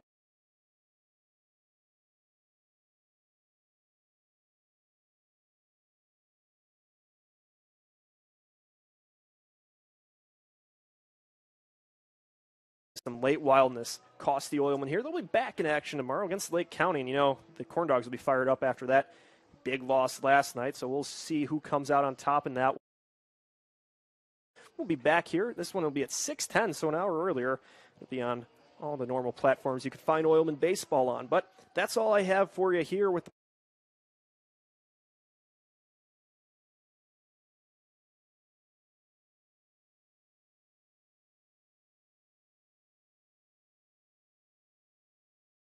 some late wildness cost the Oilmen here. They'll be back in action tomorrow against Lake County. And, you know, the Corn Dogs will be fired up after that big loss last night, so we'll see who comes out on top in that one.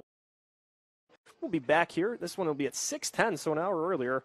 It'll be on all the normal platforms you can find Oilman baseball on. But that's all I have for you here with the